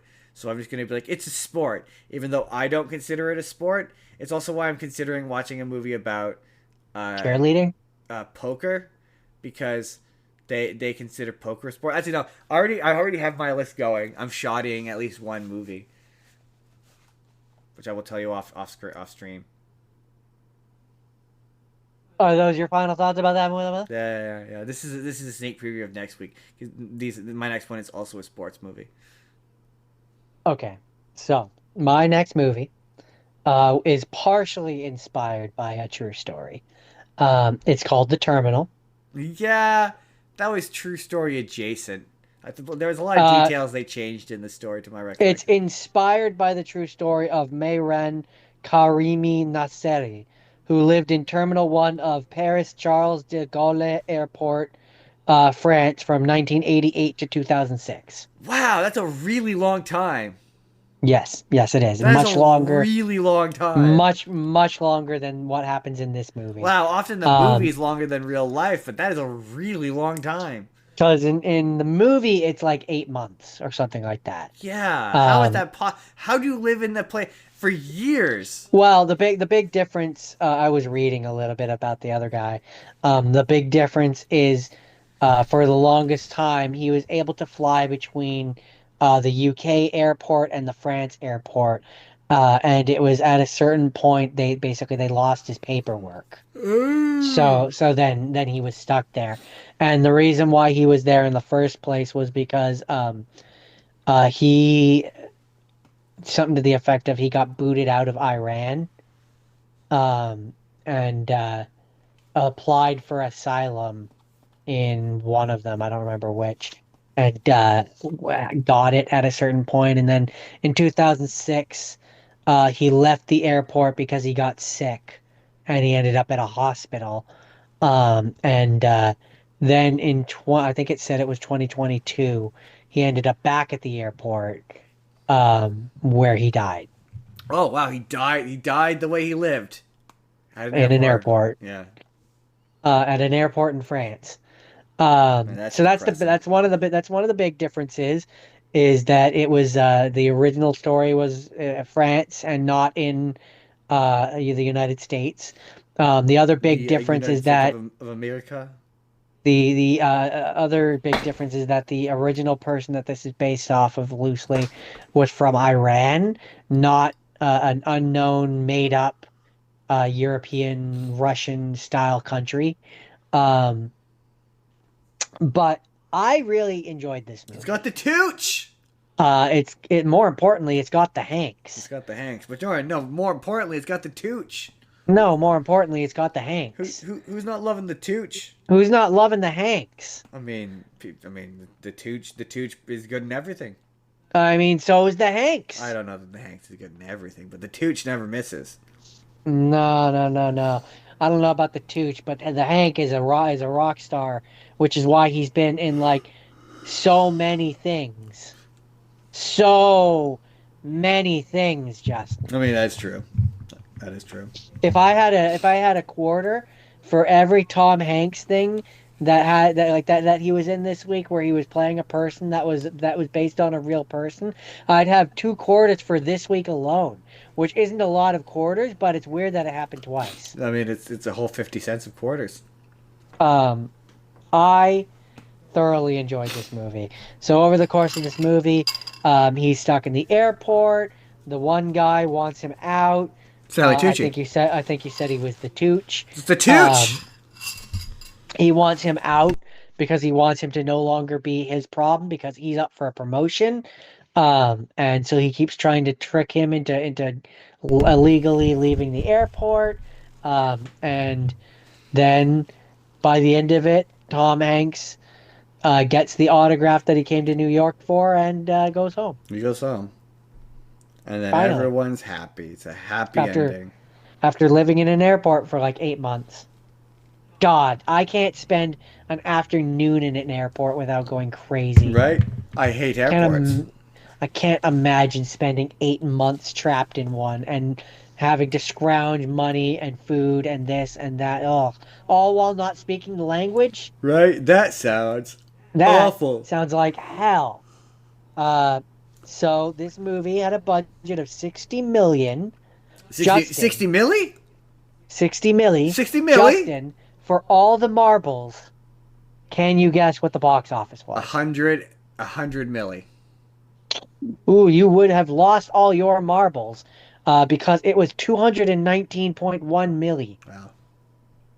All right. So you would have lost all your marbles a and lot of gone milli. insane. It's all the Is milli. there anything else? Oh yeah, there's the fact that the country in this is a fictional country. Um, and other than that, the film presents a reasonable, accurate picture of the process of naturalistic second language acquisition, according to linguist Martha Young Scholten. So that's cool. That is cool. And that's it. That's it for this week. That's all I have to say. That's all you the have Terminal. to say about Y'all, that. y'all should go check out The Terminal because it's a decent movie. It's a delight. It's a simple delight. It's George, simple. Speaking It's of simple. problematic things, It's simple and clean. so we were talking about problematic things. These are a few of problematic things. We're going to talk about The Blind Side, starring Sandra Bullock. Did it blindside you? Not really, because this movie was very popular. Jordan, have you seen The Blind Side? I do not recognize the You name. do not recognize the name. The Blind Side, Jordan, is about football player Michael Orr and his life. And Jordan, this movie teaches us He that sounds like a person. all you need in life is to be saved by a By blonde-haired Jesus? white. Well, Jordan, by a blonde-haired white woman. All you need to step not up in your Jesus. life is a blonde-haired white woman. You gotta find Jesus. I mean, Jesus is moving the blonde-haired white woman Jesus. on behalf of Jesus, blonde-haired white Jesus. woman. Jordan, you see, because Michael Orr is a dummy black guy, there is quite a bit of Whoa! I don't think you're allowed to say that. no, everyone treats That sounds offensive. the real spoiler alert. The real Michael Orr does not care for this movie. Um, So I he definitely don't think you can say that But then. that for the exact reason that this movie treats him like he's a dummy black guy who can't talk or learn. There's several characters that do the "you're so articulate," like not that exact thing, but Ooh, that's a big word for yeah, it's got you. condescending white people who are like there's one point where like he looks so big next to you, like a gorilla. Like whoa, Oh, whoa, no, oh, no, no, no, no, you can't no. say that. You And to to to to to make it awful. You're saying the quiet part out loud. yeah, you're not Jeez, supposed to say the no, quiet part out jeez. loud. No. Like Ugh, there's so many times where like the movie wants you to think that Sandra Bullock and her family are the non-racist ones, but like ugh. she doesn't like say, "Hey man, stop being racist." She just kind of lets her friends say this awful racist shit, and then the friends apologize and still say awful racist shit. Like I guess it's supposed to be like, Ugh. yeah, the South is, it's so passive aggressive, and it's really really white saviory. Like the family comes in and saves him from the his mom's addicted to drugs and lives in what seems like a crack house, and she rescues him from the projects and buys him clothes and does all sorts of things for him and seem like they're the most super special awesome people and don't see racism, and like it's just Okay. like All right. We get it. We get it. They have a savior complex. and then there's a bit at the end where it's like where he goes to interview the NCAAP, and he's like, it sure looks like this nice white family is saving you and making you into a football player for money, and he's like, no, no, that's not. It's Maybe. maybe. Um, Now that you're Now saying that it you're out saying it out loud, loud, I hadn't thought of that, but now that you're saying it out loud, soft maybe. it could be. It It could could be. that is potentially what The happened. potential is there. Yeah, potential is In fact, there. I'm thinking it might be. Um, It is. I know, It like, yeah, is. there is moments in it that are sweet, like especially at the end. Like there's a Sandra Bullock has quite a great performance, but yeah, it's problematic. It's definitely problematic. I was reading about it and how people were like, yeah, this is problematic. Like it feels like its heart is in the right place, and I think like any prejudice or I think it's all incidental and like unintentional. I don't think it means to be the way it is, but there's Yeah, I definitely an mean, implication. Um, it doesn't mean to be racist. It's just doing a Power Rangers making the black guy Black Ranger and Pretty Yellow much, Ranger yeah. Yellow Ranger. It's incidental, They didn't . think about it until later, kind of racism. The son CJ, I think EJ, whatever. He's quite good. He's really funny. I was disappointed to see he didn't go on to do anything else really because he's really charismatic, and like there's some solid kid acting in this. The same thing in Cocaine Bear was like, you know what? Child actors are giving it. They're doing a good job. Like this is pretty solid They've they've acting. they've come far. They've come far. I'm enjoying this. But yeah, I was like, this is schmaltzy sportsy nonsense. Like this is sports schmaltz. Speaking of which, that's it. That's The Blind Side. It was problematic. Anyway, next week, Sports it's sports ball. ball or No, no, no, no, no, no, no, no. whatever you may consider to be a sports ball movie. There may be debate about what exactly is a sports ball movie that happens next week. Is this a sport? I don't consider poker a sport, but TSN does, and that's good enough for me. I've got spirit. Yes, I do. I've got spirit. I How about I have you? at least one I want to do that Jordan's gonna be like, I don't know that counts, and I'm gonna be like, it counts, and I'm gonna do it. Poker doesn't count. Poker counts, but that's Poker next doesn't week. count. Sports related. Esports don't count as S sports. sports absolutely counts, Jordan. Esports do not count as sports. They count as sports. Poker counts as sports.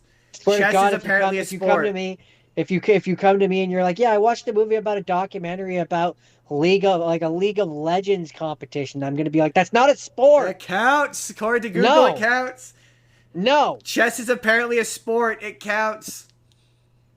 No. I have at least one in the chamber that I'm gonna be like, it counts. And you're gonna be like, I don't think it counts. I'm gonna be like, it's technically a sport.